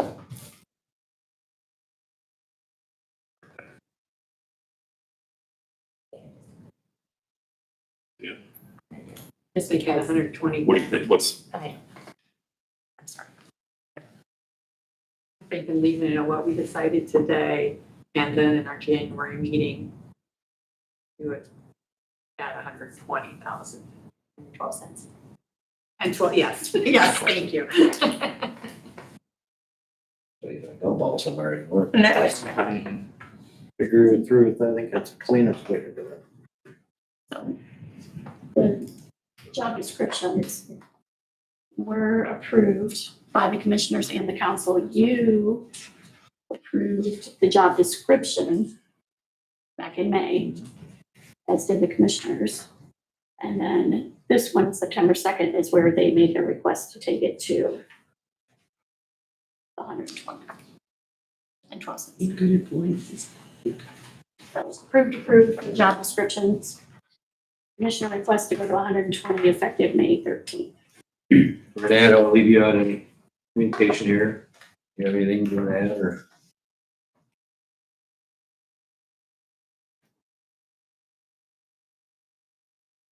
Send it to me? Yeah. Okay.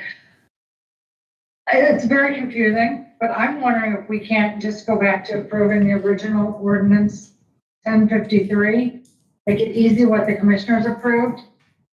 Even though I understand there was a mistake made earlier in the year, last year, it didn't clear, it sounds like their ordinance just kind of like Will said, wipes that out and just starts new effective May 13th. That, to me, that sounds like the easiest way to handle it. If it can be done. we already approved the other ordinance, or we approved the other one. You have to rescind it.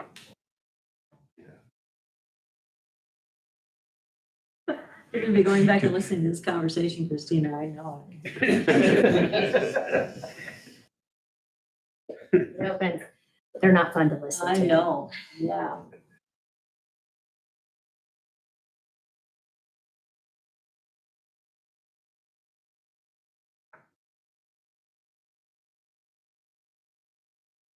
Well, okay, would it help then if I can do it, if I can make a motion or if I move to amend what we did earlier this meeting, what would be, I guess to kind of clean up Chip's Christina motion, Lisa, seconded, we all approved, which was to clean up what didn't happen last year. So if we rescind that and just approve 1053, which is what the commissioners have already approved, that would get what the commissioners are asking for Chip. It would get everything, in my mind, the easiest, like cleaned up. I don't know what everybody else thinks. Yeah, And then so we can do. to me, the only difference between those, the two ideologies there is the first motion was to get back to council's intent. Yep. Former council's intent. not the commissioner's request, but the former council's intent at budget time last year. So other than that, I'll listen to any motions.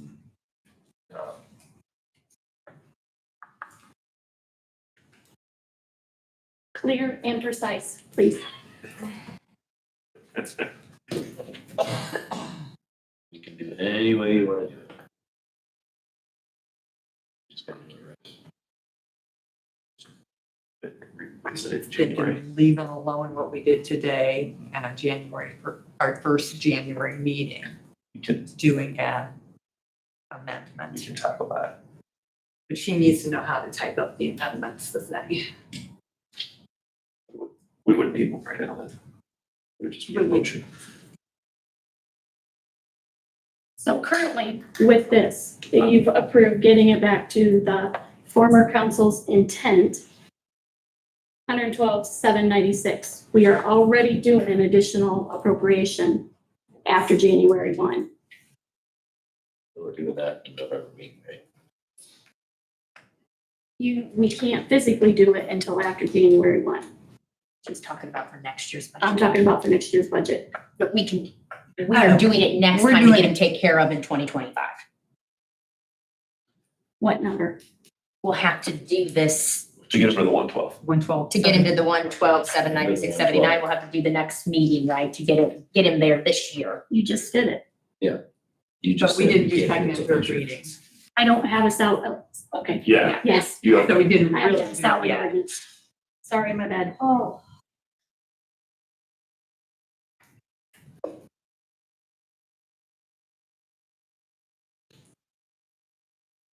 So Renee, to answer your question, yep, that's viable, and the other way that's been suggested is viable. Yeah, that's what I think's best.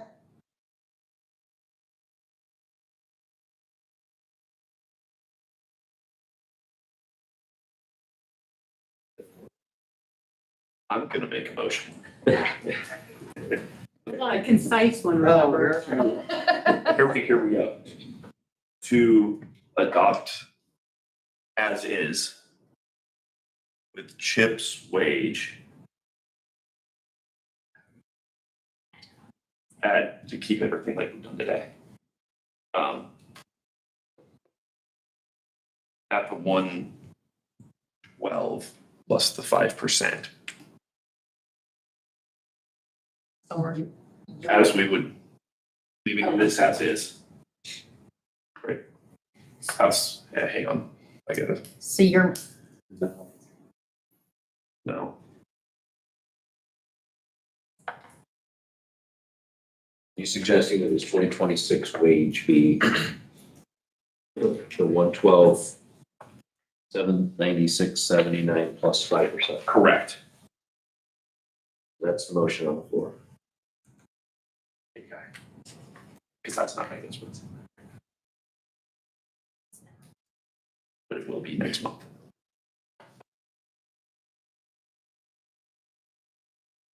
Right, everybody understand the motion on the floor? That's up. Ready? Copy that? Okay, does that motion have a second?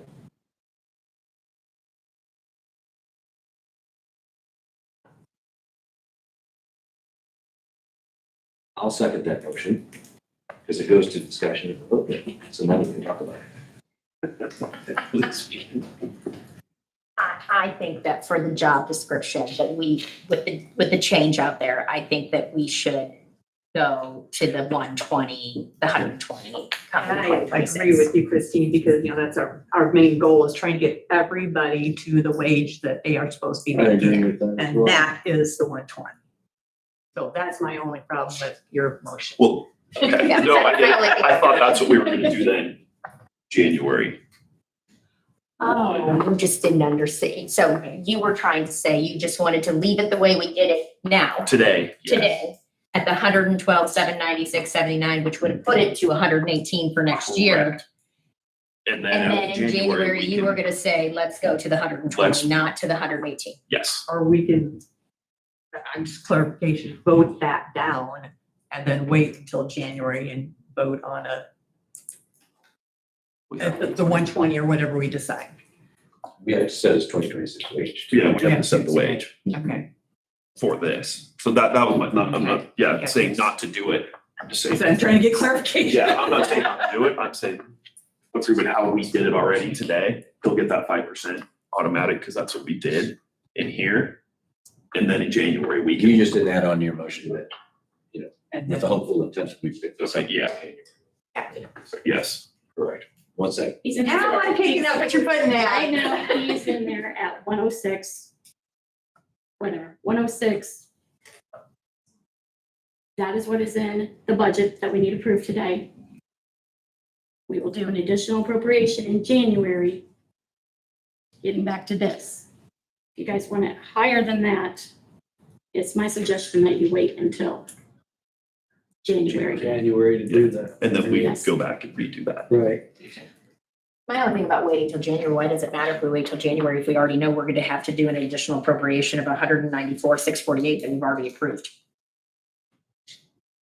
Why can't it be part of our 194,648 that we're going to do Yes, January 1 anyways?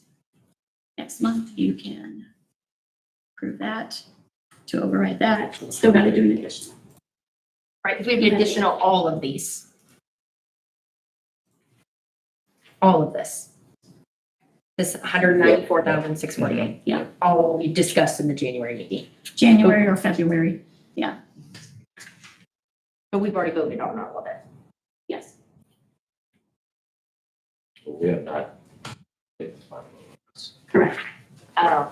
Yeah, That- that's that- Great. what I was trying to get to, is get this approved. Okay, so in my notes here, I'm gonna add. But- Just the hopeful intent. It's not part of the motion.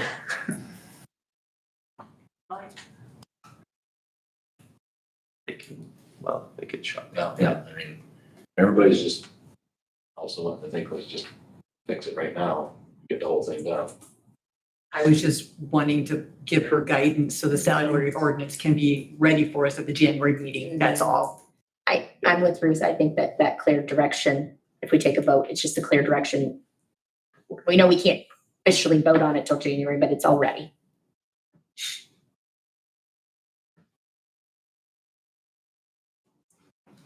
So you would have to. Why let can't this we motion- officially make the motion be effective in January? Two ways. You do this now, retroactively to there, or do this. Got that. Take into consideration.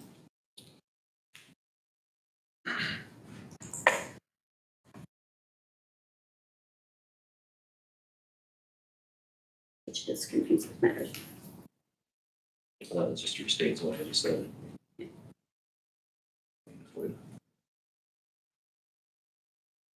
If we, this is a question, I guess, to the auditor's office, so is we're still in discussion on this motion in second. I don't have, But- yeah, Why can't we accept promotion for an end wage if it's the 120,012 cents effective January 1st today?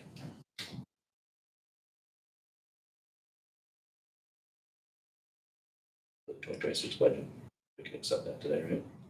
mhm, Then you can have the ordinance typed up, mhm. so that's out there. That's where you want to, If yep, that's what you, We'd have to, this motion would have to first have Have to to die. die or no, no. it'd have to be. a It no didn't vote. die, it had to be voted Have to down. be voted on.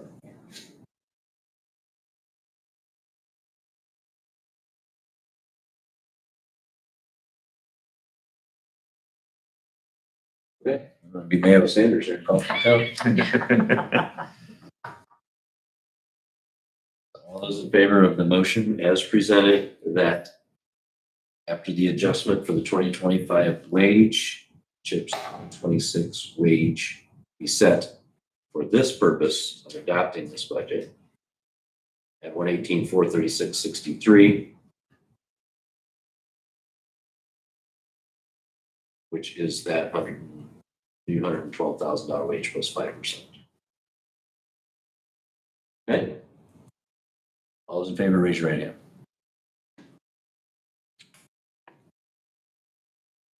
All those opposed, same. 1, 2, 3. Dan, Eric, Dan, and Bill. And Renee, I need a verbal. Abstain. That's a tie vote. That's a Bill. tie vote, Renee. Oh, okay, what was that? You guys are cutting out just a bit, That makes it a tie vote. so I need to vote no then. I will vote no. Does that help?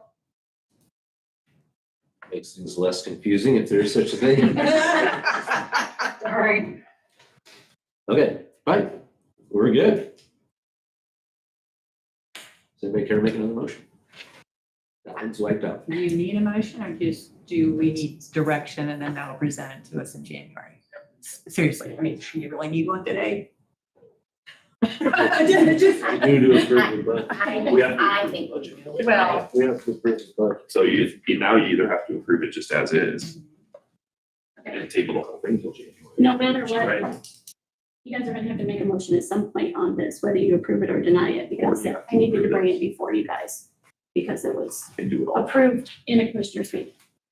You have to do something with this. You can table it. Just do something with it. I make a motion that we take Chip's 2026 wage to the $120,000.12 since he has the additional jobs Effective one. effective January 1, 26. January 1 of 2026. Does that motion have a second? I'll second that. Lisa? Discussion. But that's not how it's listed in the very, that's not how it's listed for the 26 budget. That's what we're asking to be changed. That was my motion, was to change it for the 2026 budget to be not what it is right now at the 106 plus 5%. Right. I'm asking to take it in the 2026 to the $120,012. Plus 5. No. No, That's. you're just making this his wage. Yeah, that's- Gotcha.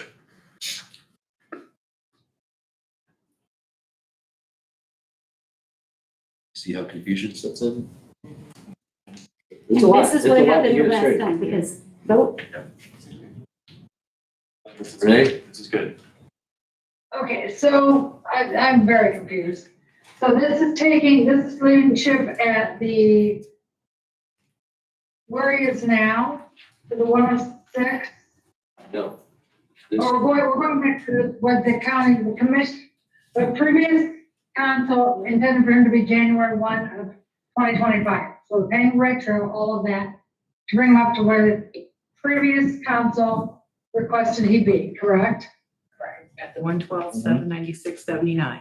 That was something other than this motion we're discussing right now.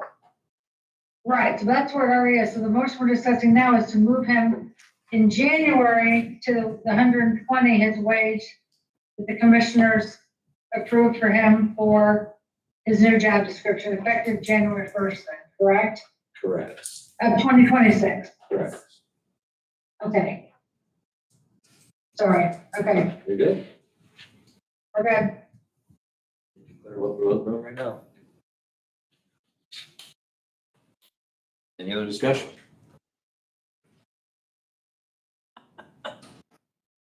All those in favor, raise your right hand. Oh, Yeah. Verbal. Verbal, it's Renee. Yes, It's a 7. There you Okay. go, council. we got there eventually.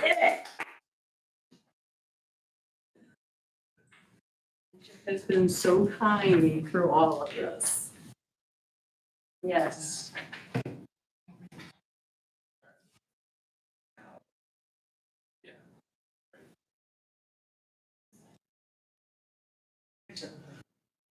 You got a question, I can just feel it.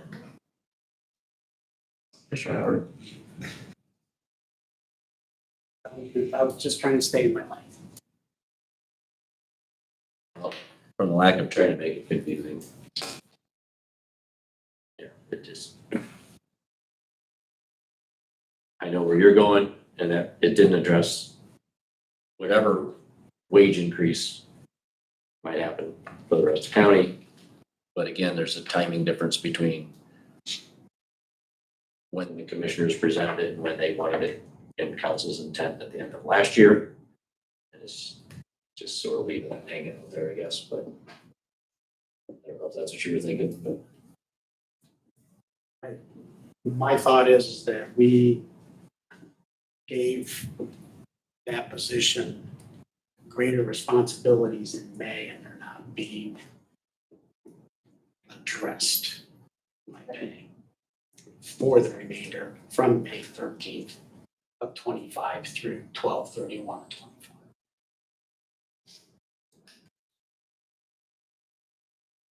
Okay.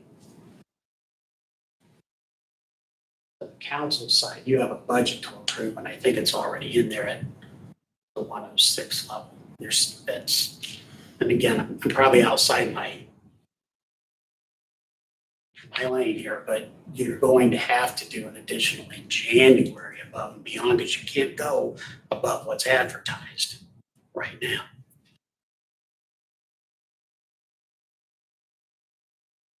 Did I say that clearly? Yeah. Yeah. Yep. That's all I have. Thanks for having.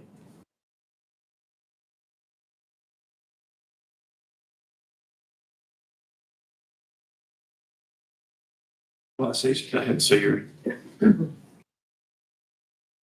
talking that 118 to 120 difference then from May till. Okay.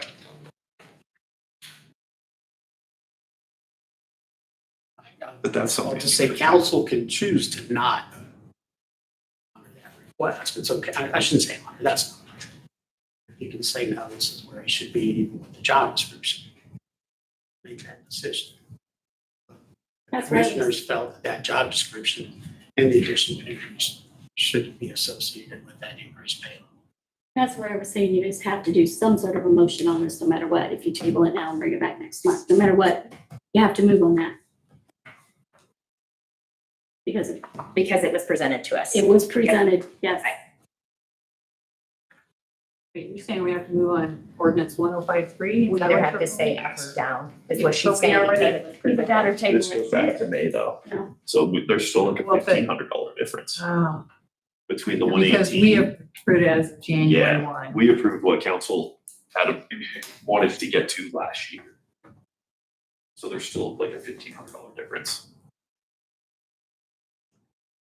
from what the commissioners wanted that description to be.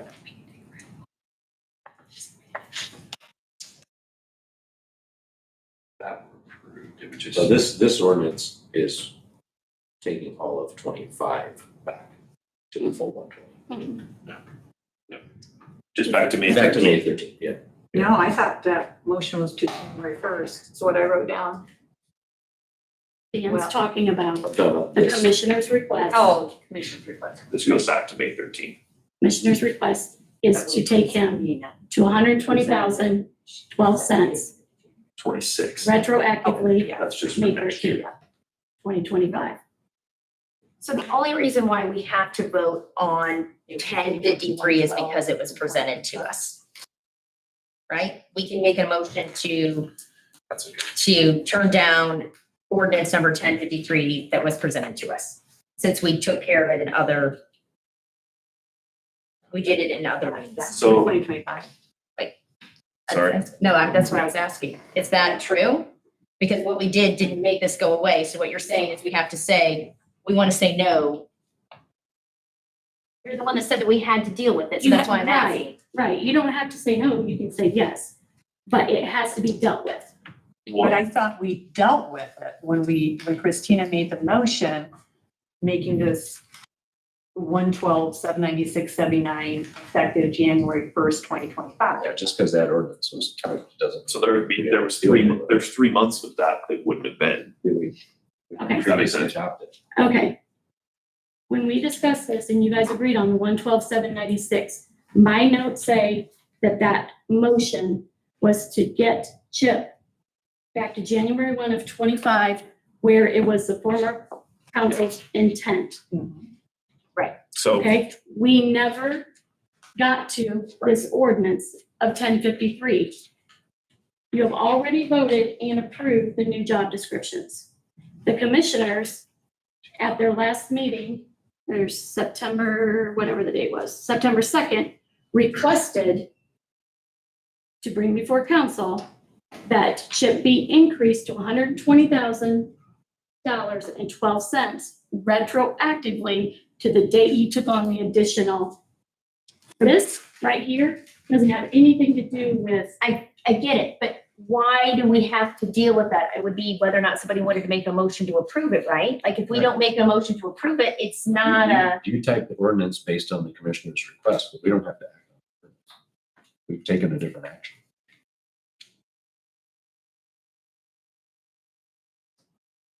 You typed it up For in case clarity? we did, but. for clarity, well, it was asked to be brought back around because they wanted his wage changed to 120,000. They can't do that. They can make the request. You don't want it to be 120,000 retroactively. We need to make some kind of a motion. that was just me. But you are not. Right, for the year. There's still that work to do. I mean, it's no different than any of the other ordinances that I would bring to you. It's just that you wanted this to take place first. We did superseded this. Yeah. Unless we had. Yeah, I mean, even if we tabled that specific ordinance, it's just. It was typed up in case that's the way it was passed. So we can just table ordinance 1053 then, is what you're saying, and table it next one. We have to take any action. Okay. Yeah, I don't think so either, but I'm not the, and I thought what we did, Christina's motion was changing this current. And we've done that before, I had an ordinance before us and changed some things in it and approved it. Basically, we're saying that just needs, our new ordinance would be a change of that ordinance To reflect this. to reflect what we passed.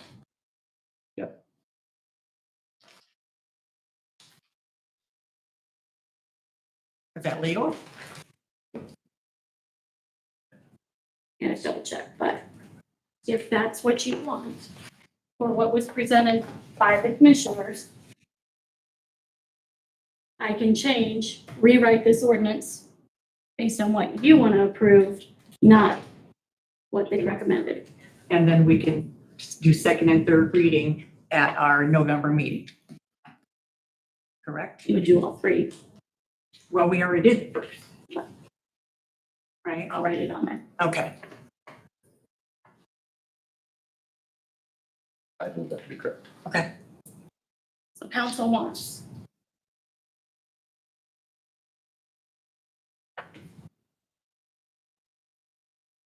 Ordinance number 1053. To be modified to reflect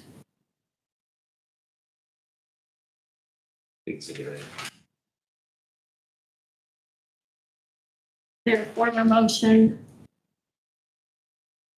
of increasing CHIP's pay to $112,796.79 retroactively to January 1 of 25. Yes. Versus what the commissioners wanted at $120,000.12 effective May 13th, 2025. Yes.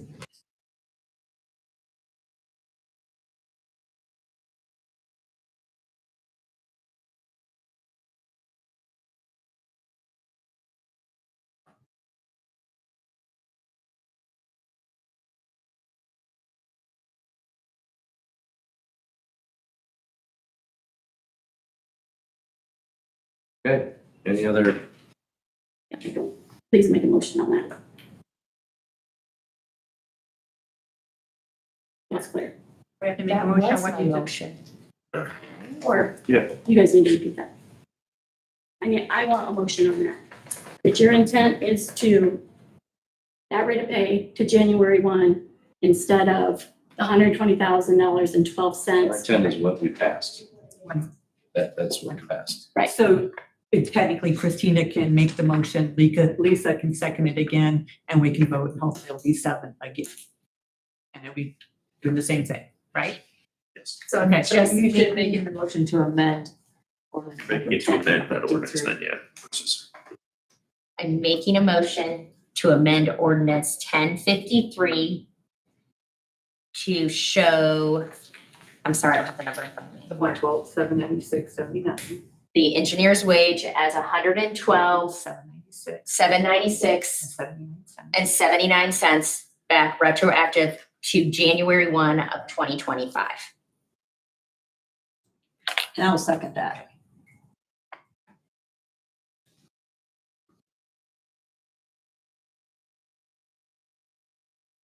Favor, raise your right hand.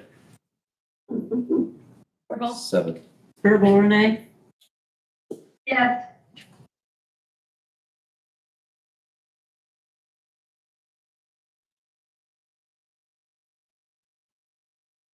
Okay, budget discussion.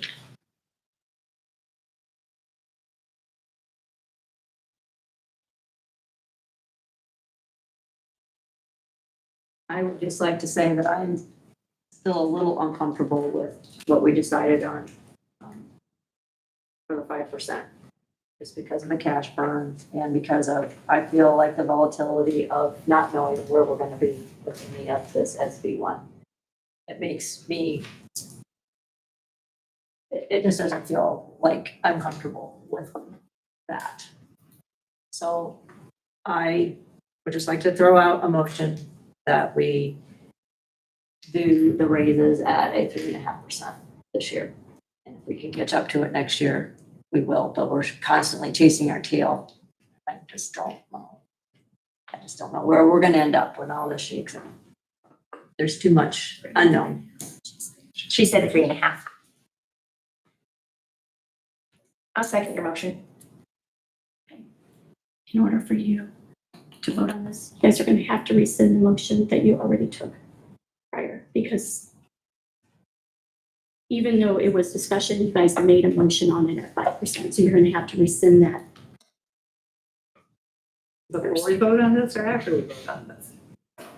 And you rescinded before. If you took a motion on it, you should have. There's a motion in those. So we can Okay. follow that after this. Okay. We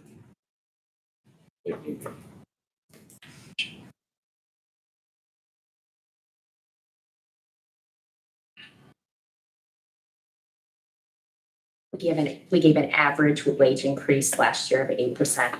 Our employees deserved it. I think our employees are amazing. I do too. I'm very scared of what's coming, and I understand that I don't need comments. I've sat through a lot of meetings. We're gonna be in a pickle.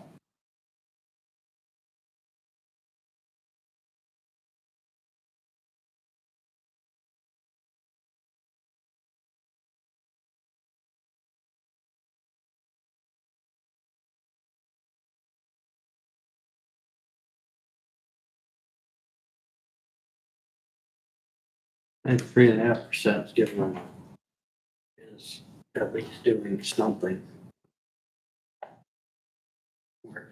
That is what it was from 25 to 20. I mean, that's the federal, I mean, that would be giving them the increase on their wage that would have been from then to them. You get the chance at AIC to talk, about best practices and talk about what's going on in county governments, because all the counties are facing the same uncertainty that we are. And then we also I was able to glean regionally what people are doing in our northeast corner. Because, we're just trying to stay competitive, right, to what else is available out there. Not everybody did a WIS study like we did last year.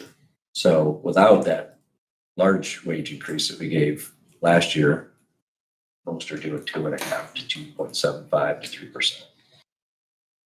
3%. You know, I think the point of the wage study was to understand that we were behind market. Firstly, aggregated, 5%, and what was, I think, an 8.5%. Some people got as much as 11. Some people didn't get hardly anything because they were already there. But 5 on top of 8.5 is 13.5% in 2 years. We advocate to everybody's worth that kind of money. It's just what it's doing to our budget numbers. If I look at most of these jobs and how they're compensated, and I always am big on factoring in the benefits package as well.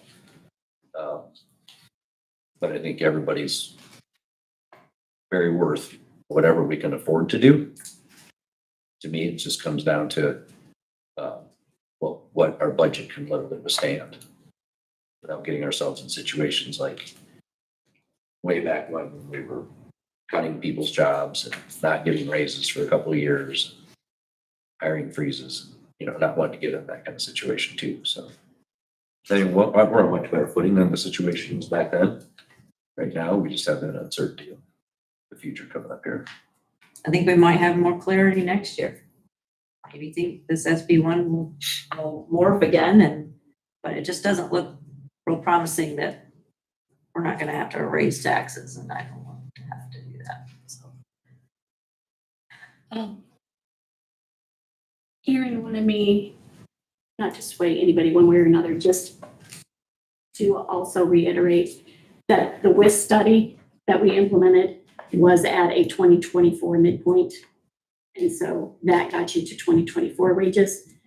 Then in 25 and then 26 again, Well, there was no cost of living for those two. 25 was the first we could get to that wage. Right. It was the first Correct. we adopted it. So Correct. we understood that budgets very clearly, but I think that we're talking about now then the net impact of doubling down on those raises 2 years solid. We had the option when we did it last year to walk our way into it over a couple of years to allow the budget growth to be able to absorb it. And we chose to not give it all in year one. And I would just say, these decisions aren't personal for me. These are constituency based. And I have heard a lot of people saying, wow, what are you doing? Knowing what the governmental units are doing that kind of stuff. You must have money you don't know what to do with. I've had that comment a few times. Of course, I don't appreciate that because they don't see all the reams of stuff that we poured through and how we get to where we are. And if they thought the jobs are so lucrative, we'd have a lot of people applying for them, right?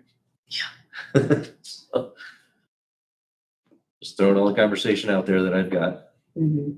I've had the same conversations.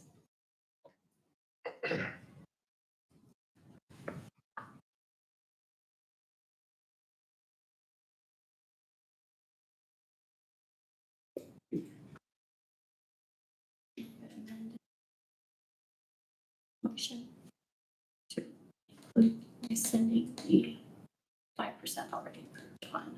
It could be incorporated in the same motion. Sorry about that. If anything, if anything were to. I don't know where it's gonna land, I really don't. Yeah. But Okay.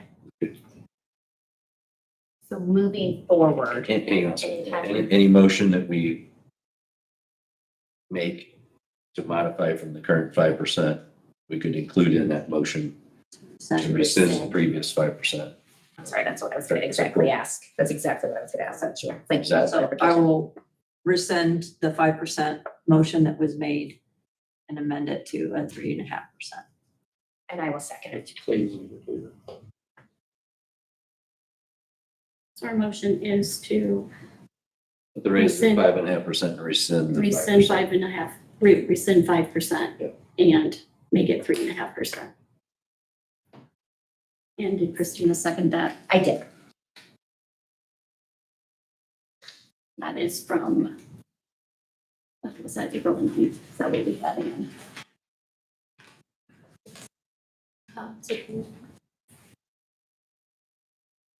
September 9th, yes.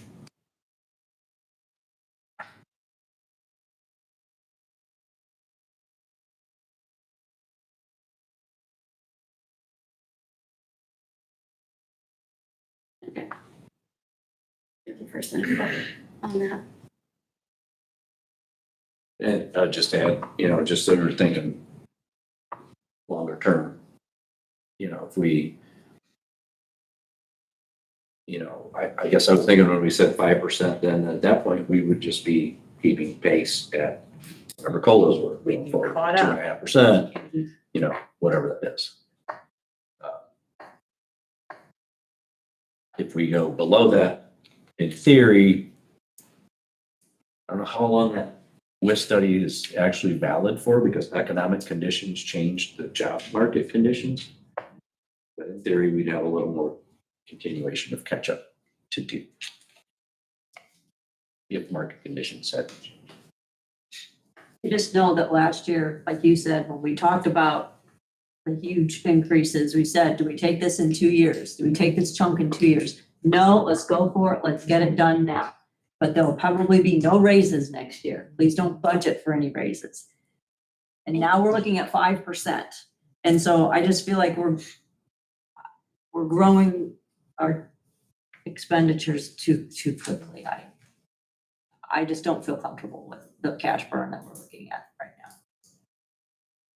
Either, I might have said it 70 times. And I was the one that advocated that I wanted to do it all in one last year so that all of the money was there with the intent that we weren't going to do anything this year. Because I thought money now was worth more than doing money over time. And I understand what you're saying, but it wasn't everybody's intent to do that, because there was no vote. It was just to some people's intent.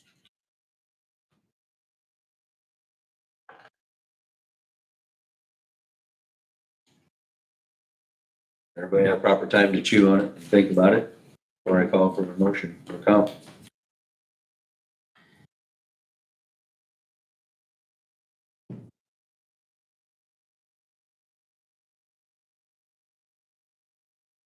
How will that affect, and I see what you're saying with this cash burn that we potentially have coming, which we don't want to have. And we don't know what's coming with SB1, and we know it's going to change again. How is that going to affect our employee morale if we don't give the 5% that's already been out there kind of published?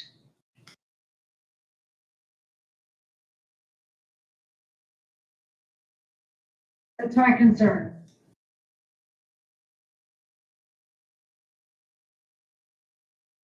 So the other side of that coin, right, is what is best for the people that put us in office?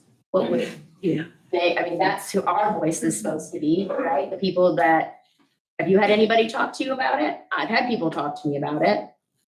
I've been pushed on. I feel like I had to have this conversation. It's uncomfortable as all get out, but I'm having this conversation because the people who elected me to sit here asked me to have that conversation. But then I can look at it and say, but the 5% only gets us caught up. And I go through it, and I've had that conversation with people also.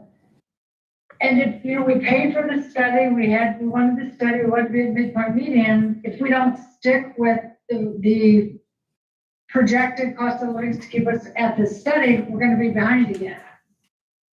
I realize that there is a cash burn, which isn't a good thing, but also we kind of don't know how it's all going to shake out. Nobody knows yet. There's other things that we're trying to also get moved to hopefully, to help us a little bit, but I don't know, we don't really see we're going to burn that much.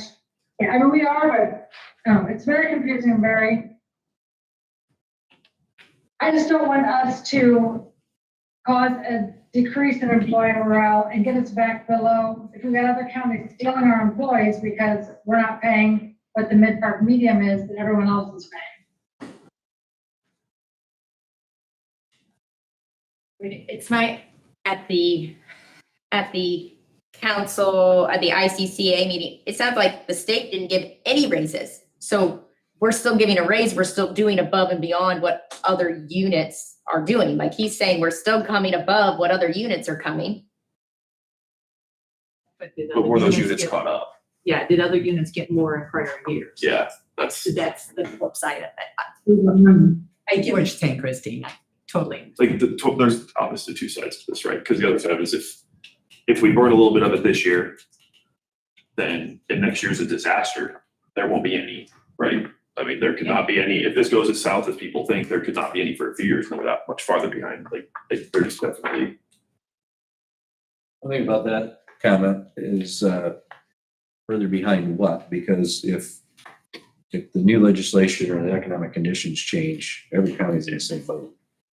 Yeah. There's no counties are gonna have extra money, just keep throwing out raises that they can't afford. That midpoint comes down and Yeah, so what can we afford? What's sustainable is what Right. I always try to, in my head, think. The Okay, morale piece, I think it just depends on if you're a half empty, half full glass kind of a person. I think, the effort that this council made and the cash we burned to get it where it was last year should have made people be really happy, and it was really clear how we stated it. And some people they're never gonna be happy no matter how hard you're trying for them, so.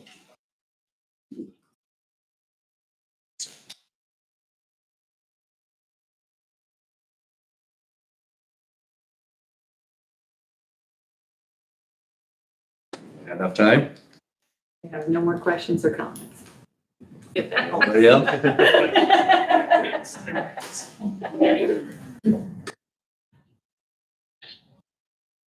Okay. Everybody knows the motion. To adjust the raises to 3.5% versus 5% the previous 5. All those in favor, raise your right hand.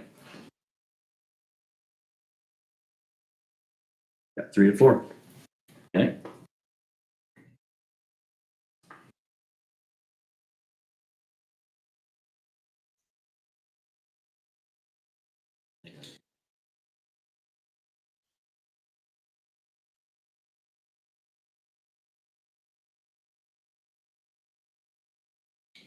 Okay, so there can be other motions, other percentages, or no motions, and we stay at 5%. It was Dan, Christina, and Lisa, correct? Correct.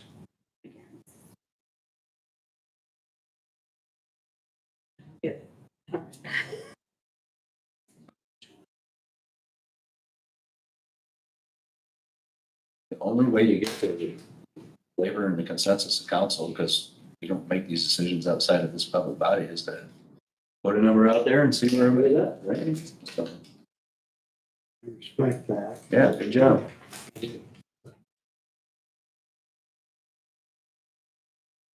Any other motions to come before council on the budget? I do. This one is not gonna make me popular. I'm going back to stipends under council. I feel that if we are adding the IC, the what's allowed under Indiana code to the auditor of the 2,500, I think my motion is to remove the 2,500 out of our $4,500 stipend we're giving. We're already giving a 3% or a 5% on top. I just think a 5% and 2,500 is not warranted.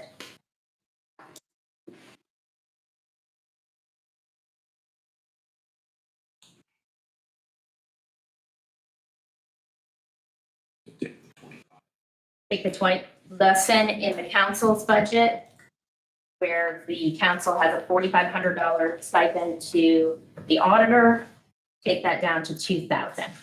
It keeps it even there and still gets the 5% on top of her regular salary, on that position's regular salary.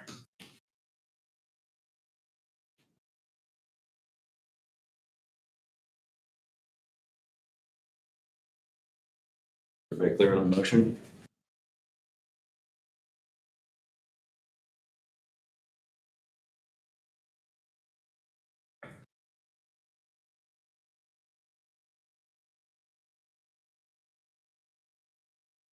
Motion in a second.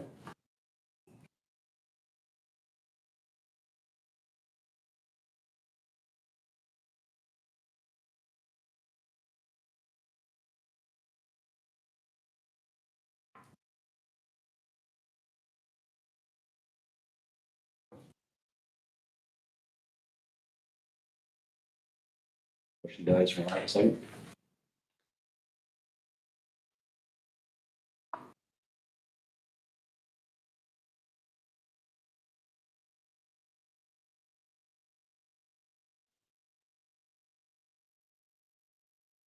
Any other motions on the budget?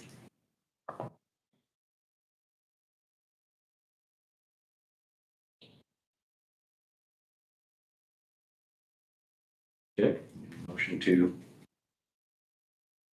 accept that as we handled it today. I'll make that motion.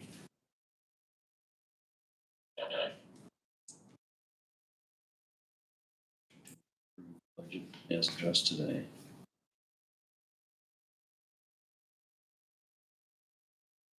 I'll second. That's rude.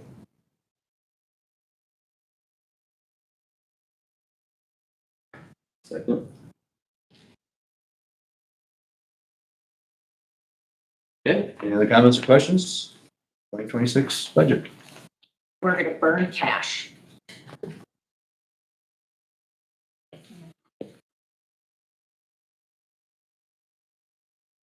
in favor, raise your right hand.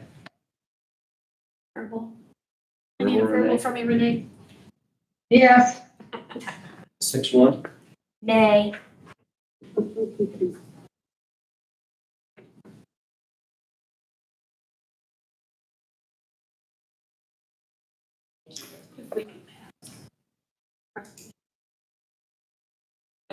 Okay. That's what it was, right? Basically, yeah. Yeah. Stating your motion to resolution number Bill 10-2025-02. Ruth, And my second was with that included in there, yeah.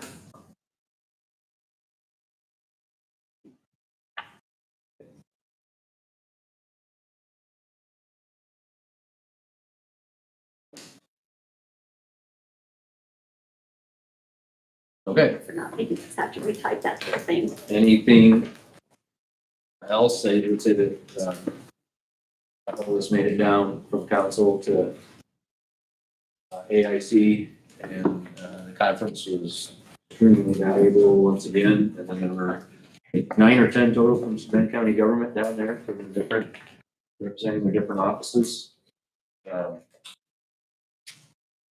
Sheriff, you got anything you want to add about each conference that? No, I thought it was very informative about the SB one.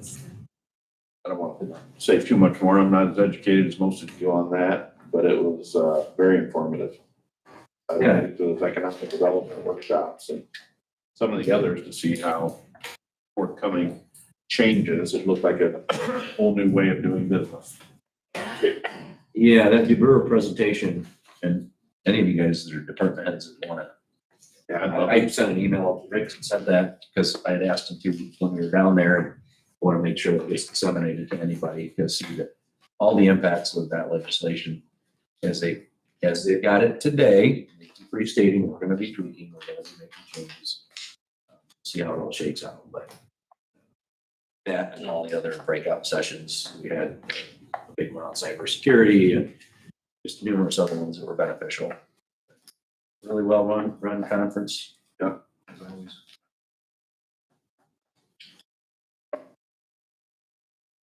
Anyone else have anything to come from? Motion to adjourn. Make that motion. I've done that one, Dave. Thank you all.